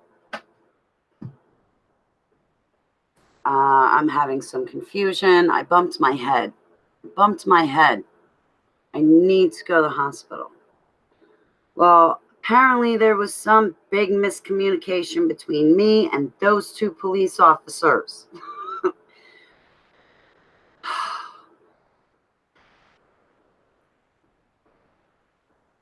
Big miscommunication.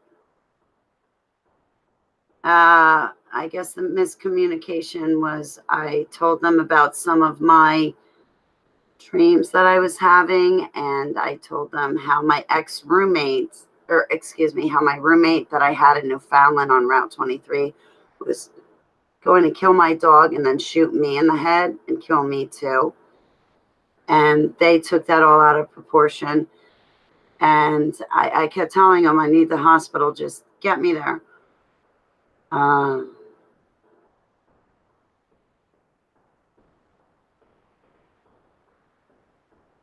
They wanted to take me to jail.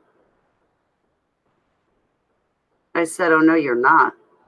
I do not belong in jail. They will kill me if you take me to jail. No. Cops and I got in a disagreement. Well, the next thing I know, I take off my shirt. I drop my pants. I said, I'm crazy. I'm on full disability. I just fell and bumped my head. Jail is not the place for me. I need the hospital. I've been begging you guys for the hospital. I've been seeking and searching help. I need the hospital. These cops drew their guns on me. I mean, unclip your holster, take out the gun, and you have it here.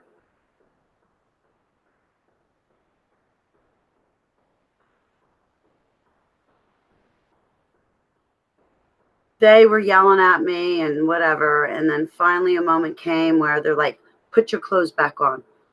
I said, I'll put them back on if you take me to the hospital. So one of the officers said, okay, I'll take you to the hospital. But I wasn't believing him. And why should I and why would I? So I look at the second cop. I kid you not, this second cop has never seen anything like this before in his life and probably will never ever. But I looked at this second cop and I just looked at him dead in the eyes. And you're going to take me to the hospital, right? He's going to keep his word, right? And this cop looked at me. He's like, yes, ma'am. We will take you to the hospital. I said, okay. Put my shirt back on, pulled up my pants. I sat back down on my own on the floor. They called the ambulance. That sweet woman that gave me socks and a jacket, it was a hoodie. I took the hoodie and if this doesn't scream shell shock, I don't know what does.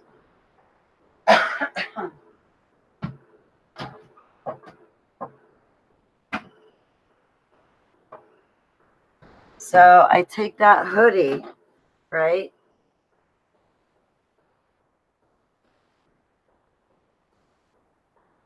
That she had given me. It wasn't this one. It wasn't this one. But anyway, I take that hoodie.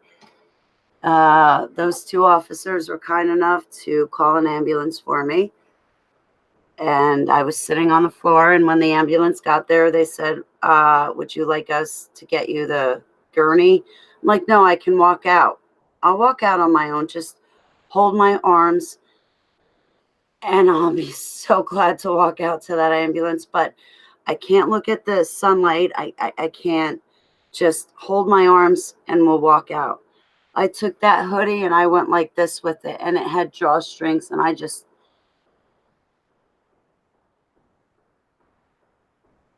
covered up my face and left a hole to breathe. I walked out to the ambulance. I got in the ambulance. I thanked both police officers profusely. I also thanked that woman profusely. And I remember her saying, the one day I don't lock my front door, she walks in. Guys, lock your front door. That's all I have to say to you. And if I can't laugh at myself, then really I don't know what to laugh at. So I'm in the ambulance and I'm talking to the ambulance lady. She's trying to get me to calm down. And I said, excuse me. I don't know why. I feel like the sun's going to burn my eyes. I don't know what's happening to me. I'm completely losing it. I've never been like this, and I'm not someone to lose it. I'm not someone to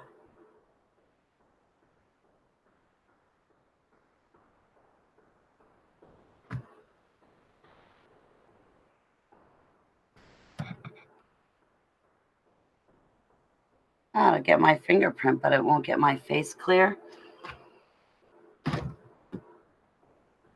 Camera's upsetting me. Any day now. Would you like to straighten out, camera? Of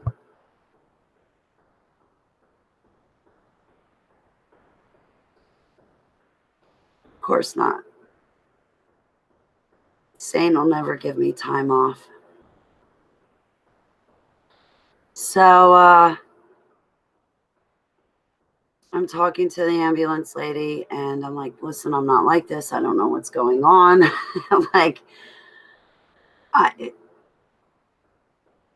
if you knew what a powerhouse I am and what a strong, great person I am, and the good things I've done in my life, let me tell you, what has happened to me today and over the past few weeks is not like me. So she gets me to the hospital. I get into the hospital. They bring me into a room.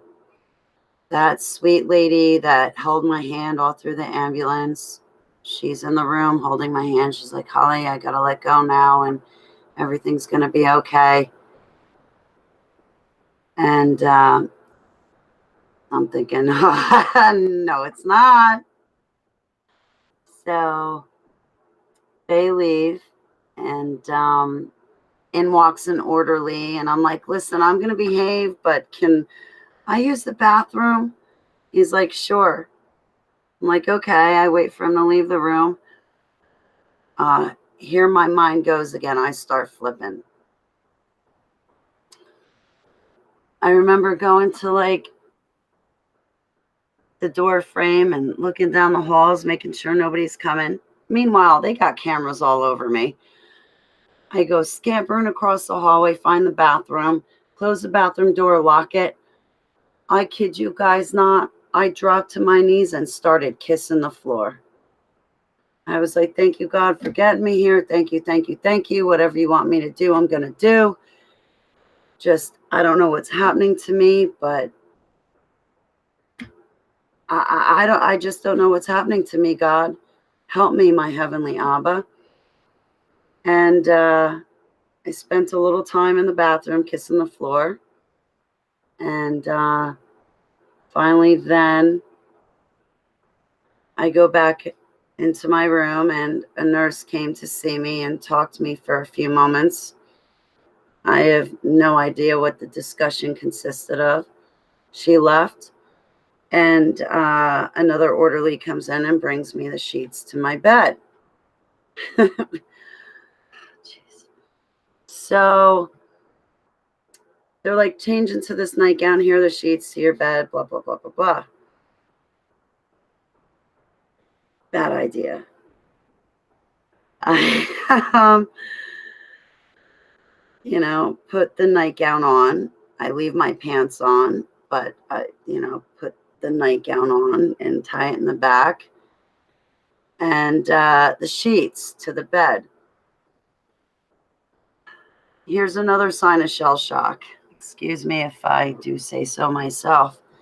But I'm in the room, and I take the mattress sheet, I lay it down, and it's quite big, and I'm freezing. So I, have the sheet doubled, and I lay it down in the middle of the bed. Then they have a blanket. So I take the blanket, I lay it down in the middle of the bed, and then they have the mattress, the fitted mattress sheet. So I take the fitted mattress sheet and I put it over all of that. I then proceed to the mattress sheet, all four corners, or tucked under the mattress. It's a fitted mattress sheet. I then proceed to take one corner off. I get into the bed, crawl under the sheet and the blanket I had put down, and then the one corner of the fitted mattress sheet, the one corner, I left that off the corner of the mattress, and I left an opening for me to breathe, and I curled under there like a cocoon, and I laid there. The room next to me apparently must have been the nurse's room or something. And you know the drawers that they have, the thin, it's metal, but they have these thin drawers all down it. Well, I guess a nurse was restocking it and putting pills into it. But every time she went to close the drawer on this thing, she'd slam it. And every time she'd slam a door closed, it sounded like a guillotine coming down on someone's head. So every time she did whatever she was doing, she'd slam something. And my mind starts flipping, and I'm thinking, oh, Lord, that's a guillotine. I'm the next in line to get my head chopped off. I'm laying there shivering, shaking, and quaking. And all I hear is,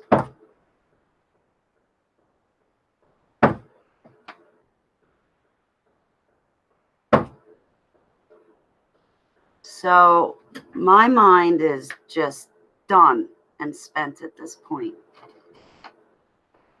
I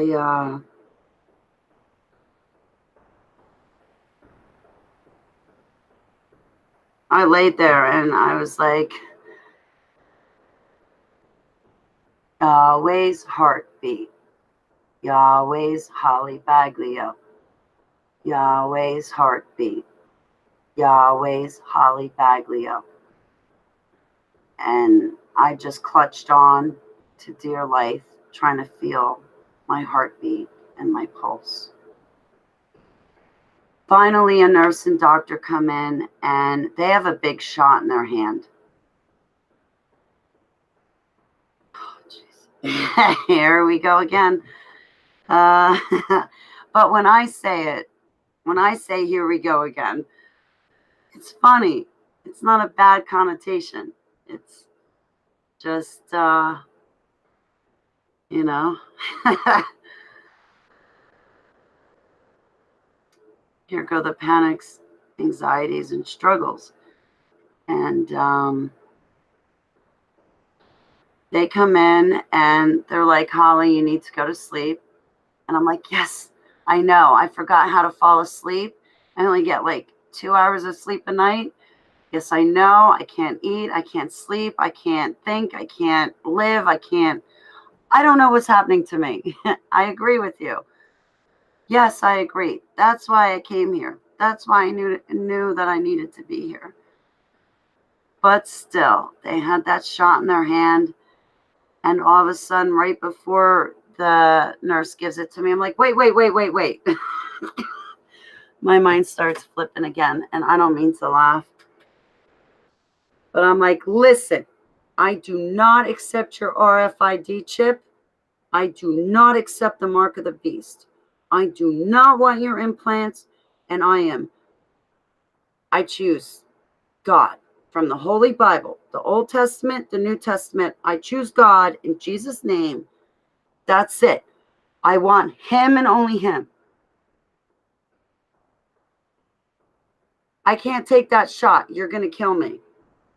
She's like, no, we're not. We're going to put you to sleep. I'm like, I know I need to go to sleep, but I'm not taking the RFID chip.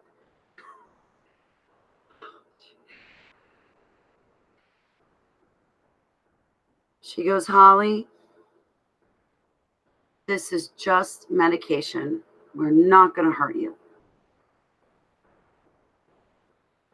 And I then her and I started conversing. And I guess I began asking her, well, what do you believe? Well, why are you giving me that shot? What's in that shot and what do you believe? She's like, Holly, it's not what we believe. That doesn't matter. But we're not putting an implant in you. We're trying to get you to relax and go to sleep. I said, okay, I will let you give that to me on the condition that you all know I choose Yeshua HaMashiach. I choose Yud-Hey-Vav-Hey. That's who I choose. And that's it. I make my declaration right now. I choose God. She goes, okay, are you ready? I'm like, I'm ready. And meanwhile, the doctor's standing right there. I grab onto the bedside and she shoots me up with something.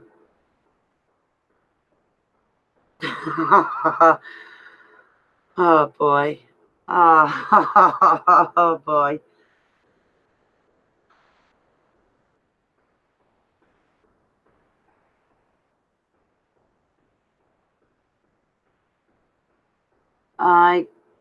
I slept. Not good enough, but I slept. And they took my ring off of me. They wouldn't let me have it, even though it meant Jesus to me. They took everything from me. And once I woke up, I think it was about 2 days later, I was groggy during that time, and they just kept coming in and giving me medications, and I just took the medications because at that point in my mind, I was fighting darkness. I could not fight it while I was awake anymore. And even while I was sleeping, the dreams that I was having, I was fighting the darkness.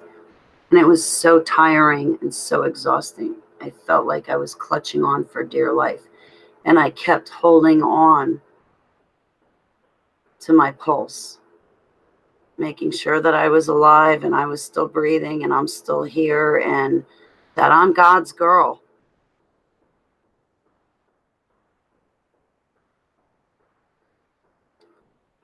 And when I did wake up, every day I began taking very cold showers because apparently that hospital did not have any hot water.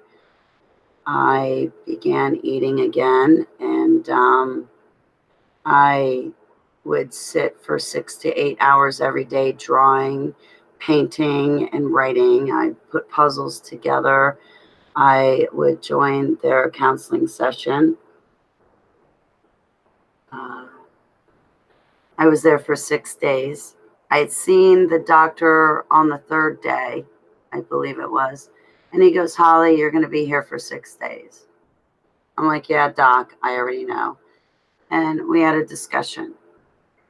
And the discussion the psychiatrist and I had was, well, I purposefully left out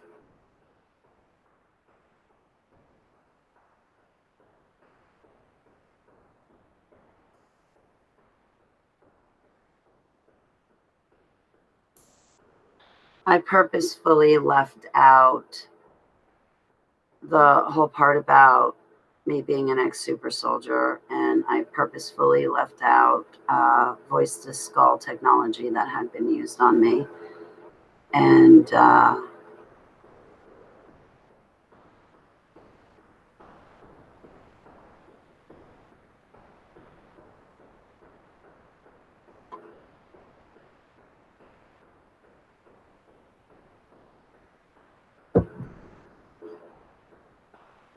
what I did tell the doctor was about the dreams and visions that God gave to me, and how the dreams that I have come true, and how I'm having a very difficult time dealing with these dreams that are coming true. And I think God's calling me, and I really don't know what to do with that. I'm baffled. And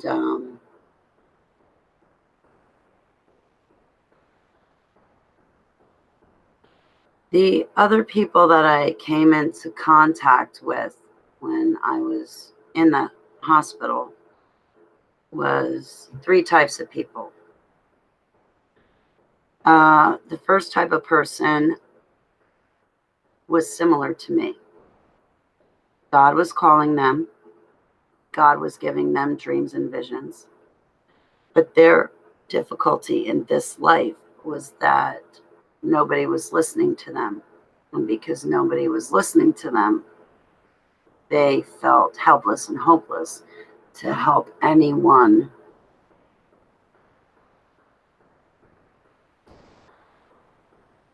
So his dreams and visions of their demise were coming true.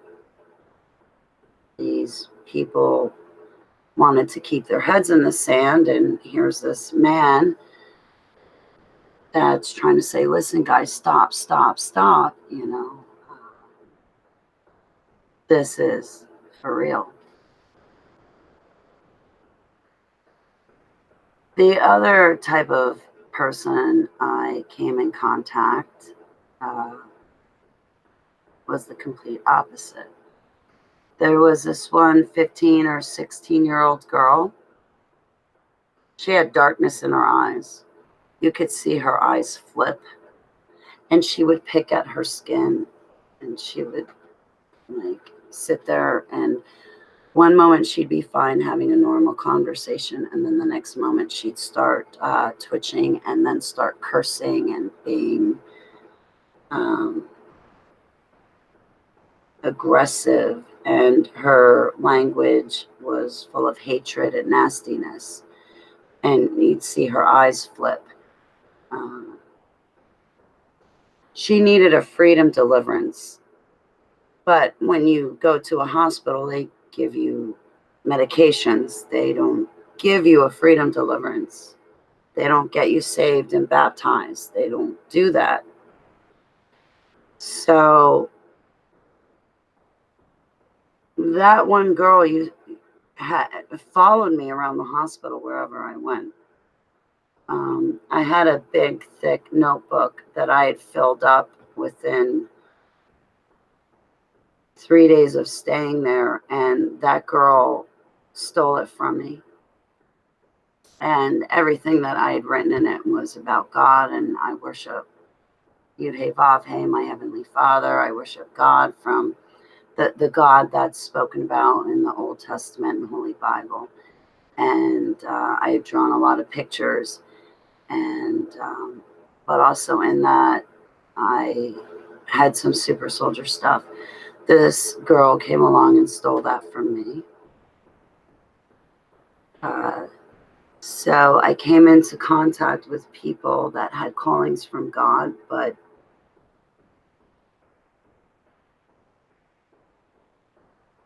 had trouble articulating it, and nobody was listening to them. So they couldn't deal with people turning a deaf ear and a blind eye to what they're trying to say. The second type was like that 15, 16-year-old girl. And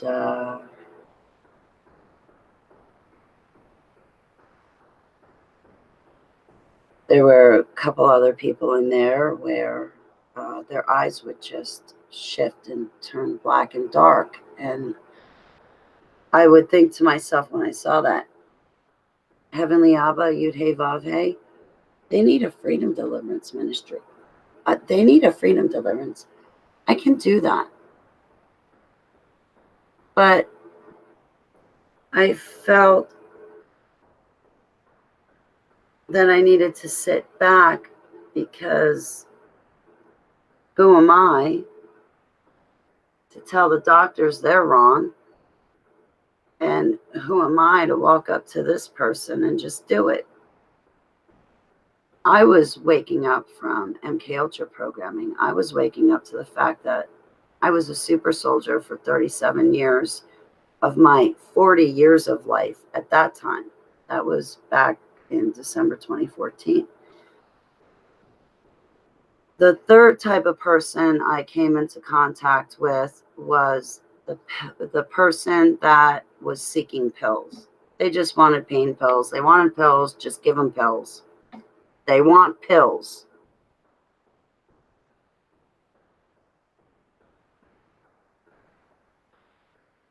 My attorney came to visit me in the hospital, and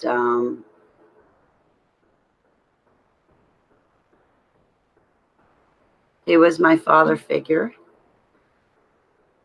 He recently passed away in November of 2018. So,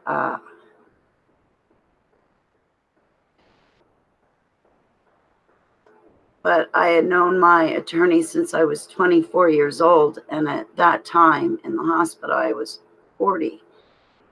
He came and he bought me clothes and brought them to me. And every picture that I drew for him, he saved.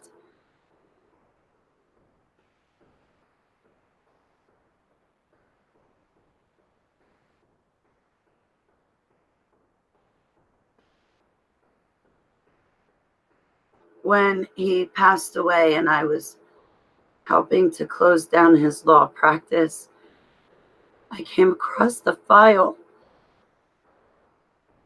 that he had of me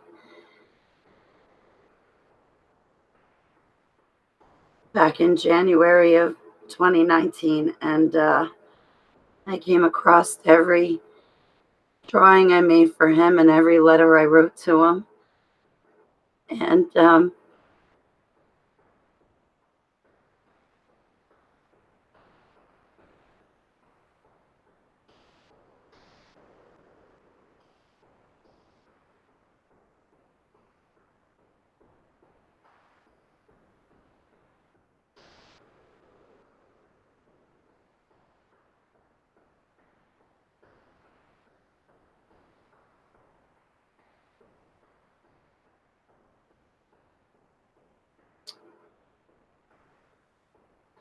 well, he came to pick me up from that hospital, and when he brought me back to Newfoundland, we had decided that me renting a couch for $600 a month in a real bad place with not so hot people, to put it real nicely. He decided that we both decided that me staying with him for a couple of months to get back on my feet would be a great idea. I came home December 26th of 2014, and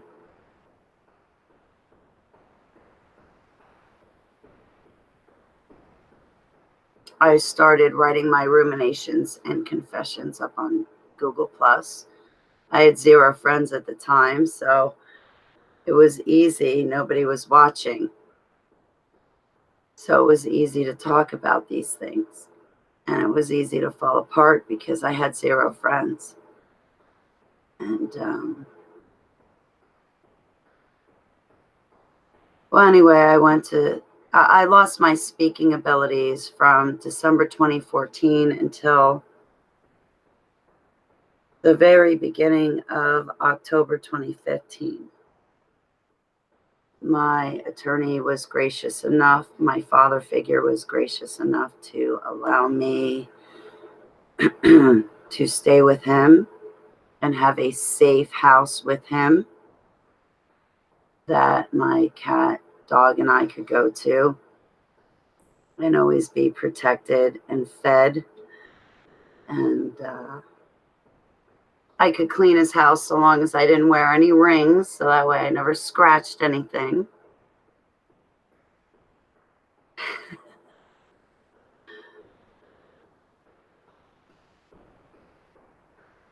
He was a great man. He was a Jesus lover.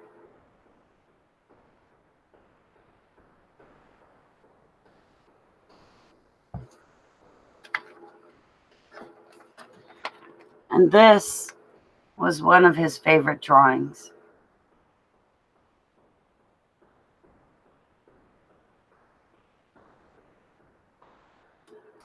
Well, then you also have me dancing on my yellow-orange planet. That was another favorite drawing of him, but different story. He made a couple drawings that he really loved. So,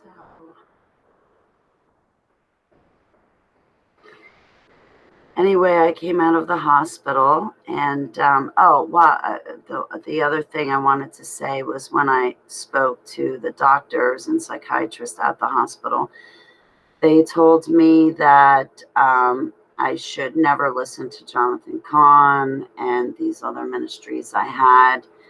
I should disconnect my computer and put my Holy Bible away and go find something else different to do.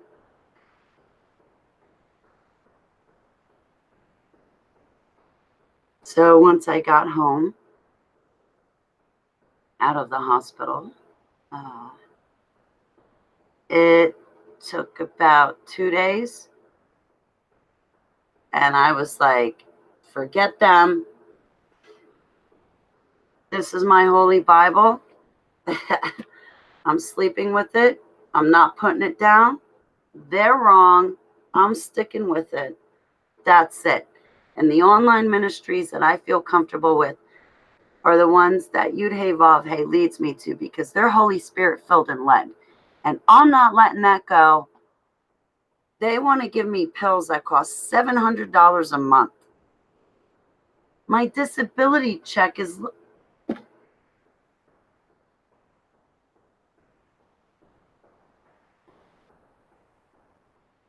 They want to give me pills. I want the Holy Bible. So I stuck with my Holy Bible. I didn't listen to them. And I kept trudging through. But through it, I kept trudging forward. And I stuck with my one true living God and Creator. And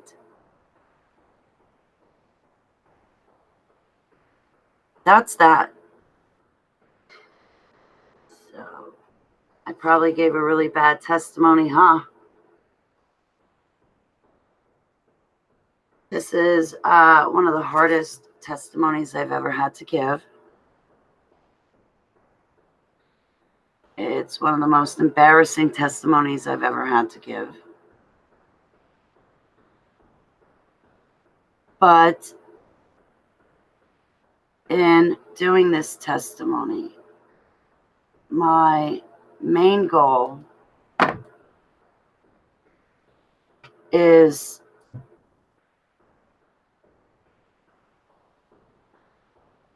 for those people who are like me,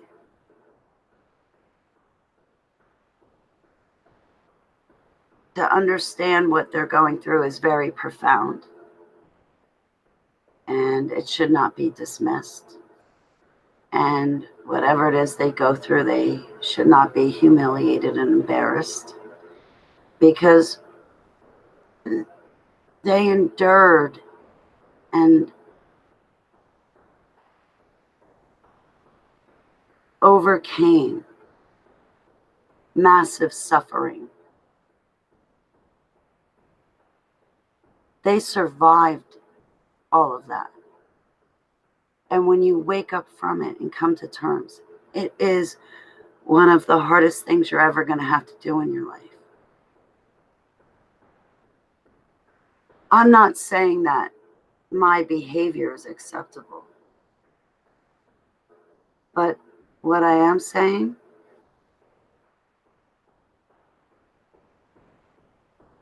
is that you guys are not alone.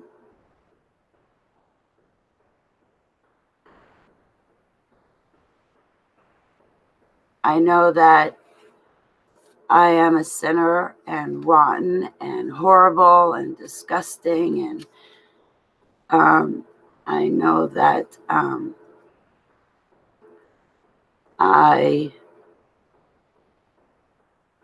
have a really embarrassing testimony, and it's hard for me to get through sometimes. But if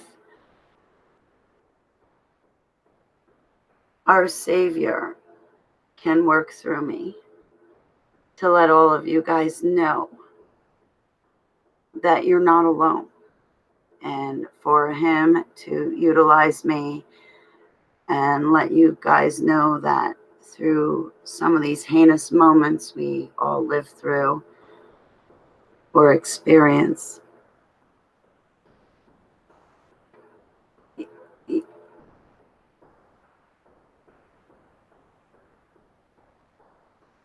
you should not be ashamed to be a survivor of MK Ultra mind control projects. You should not be ashamed to be SRA. You should not be ashamed to be DID, and you should not be ashamed to be MPD. You should not be ashamed to be an ex-super soldier, and you should not be ashamed what it takes you to wake up from MK Ultra programming. Don't be embarrassed of yourself and love yourself, because God loves you and he wants you.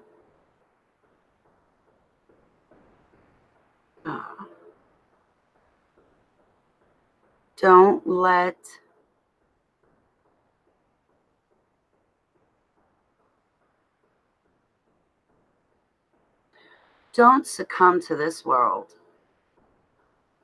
It's not worth it.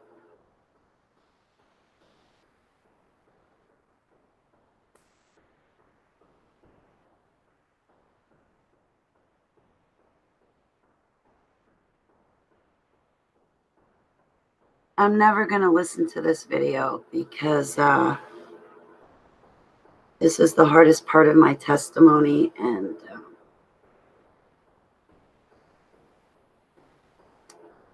I don't want to have to tell it again, okay, guys? But once in a blue moon, I look back on those days and I laugh, and I feel okay in my own skin, and I don't hate myself for once. I'm not going to lecture you guys, but I would like to. I'm starting to hyperventilate.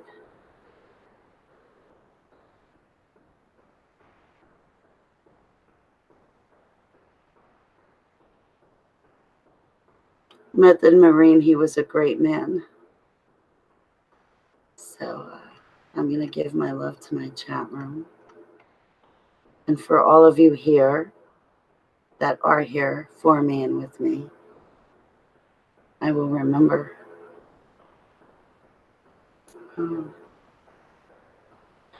You guys will be etched in my mind, just like my testimony is etched in my mind. So, as I, give out my love, I'm sorry, as I give out my love to you, just know that I will forever remember that you were here. And, here we go. Candace, yes, I've had a freedom deliverance already. That's another story. I'll make another video another day about that. My freedom deliverance.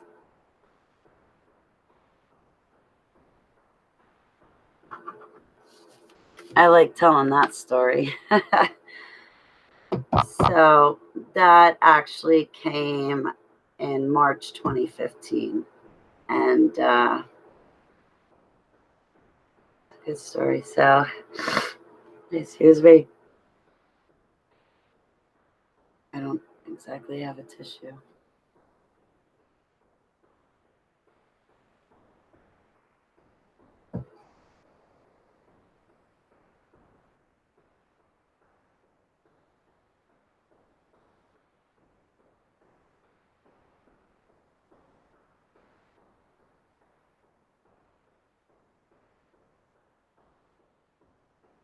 Jesper, Candace, Blue Girly, Bonnie Huff, Jax, Marcy, Method Marine. Please, everyone, subscribe to Method Marine's channel. I really do enjoy his channel. Hi, Jeff. You're always here, sweet Jeff. Don't worry about it.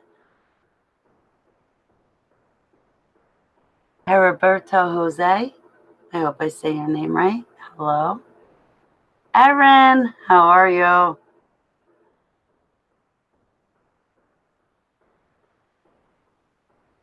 Congratulations on quitting 3 days ago.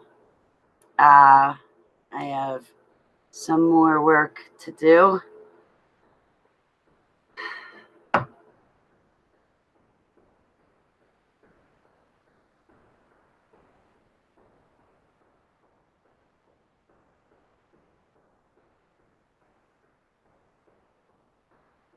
River and Go.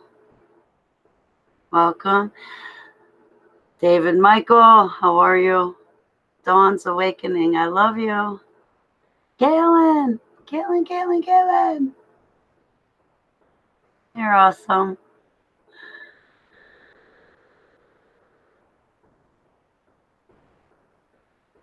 Draxon Paxson.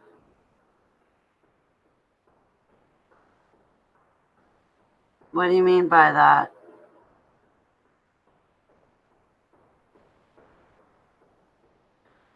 Linda Mule, how are you?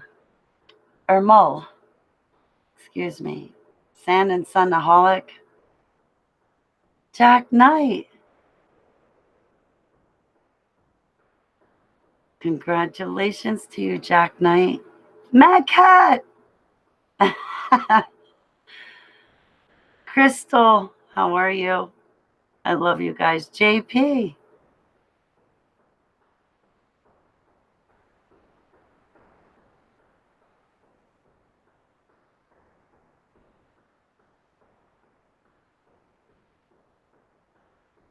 Dawn's Awakening, I join you in spiritual warfare in Yeshua HaMashiach's name, Selah.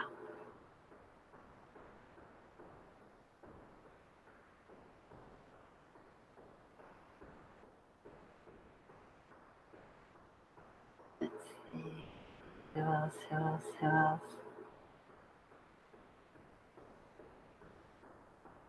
Oh, you guys are great. Marseille.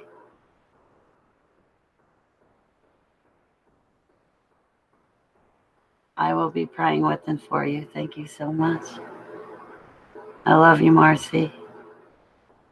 I love all of you. Are you kidding me? Yola.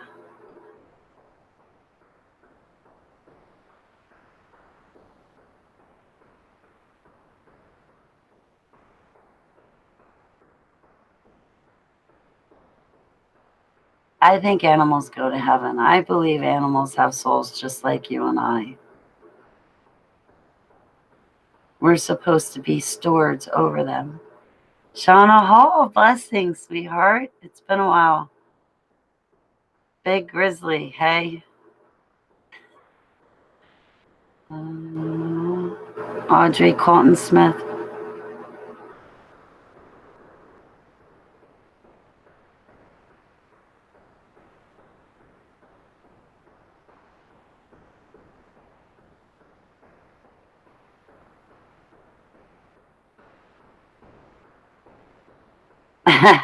I like that, Audrey. Audrey Colton Smith, thank you. Aaron Miller. I don't know how to give myself a break. Emma G. Oh, my love to you, and my love to you and your loved ones in Montreal. So, all right. I hope I didn't miss anyone. But I know all my loved ones are here with me this evening in my chat room.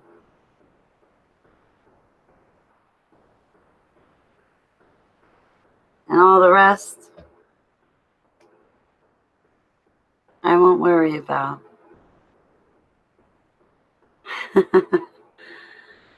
Thank you guys so much. And Mad Cat.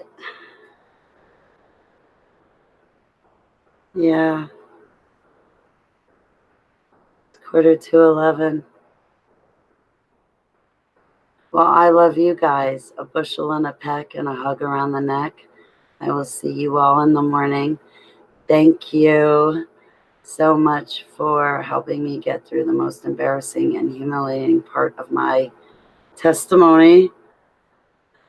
Oh, you've been sending me love, Dr. Michael. Well, I send you guys back my love.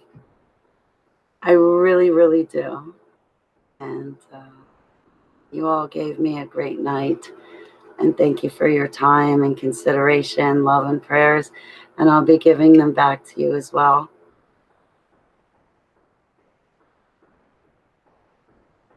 You guys are the best part of me.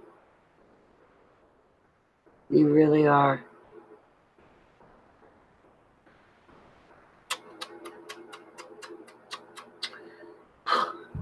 And that's a wrap for I Want My HTV.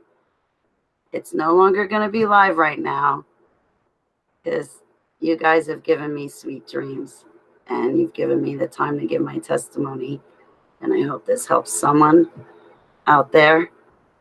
And just thank you, thank you, thank you, thank you, thank you, thank you, thank you, all of you.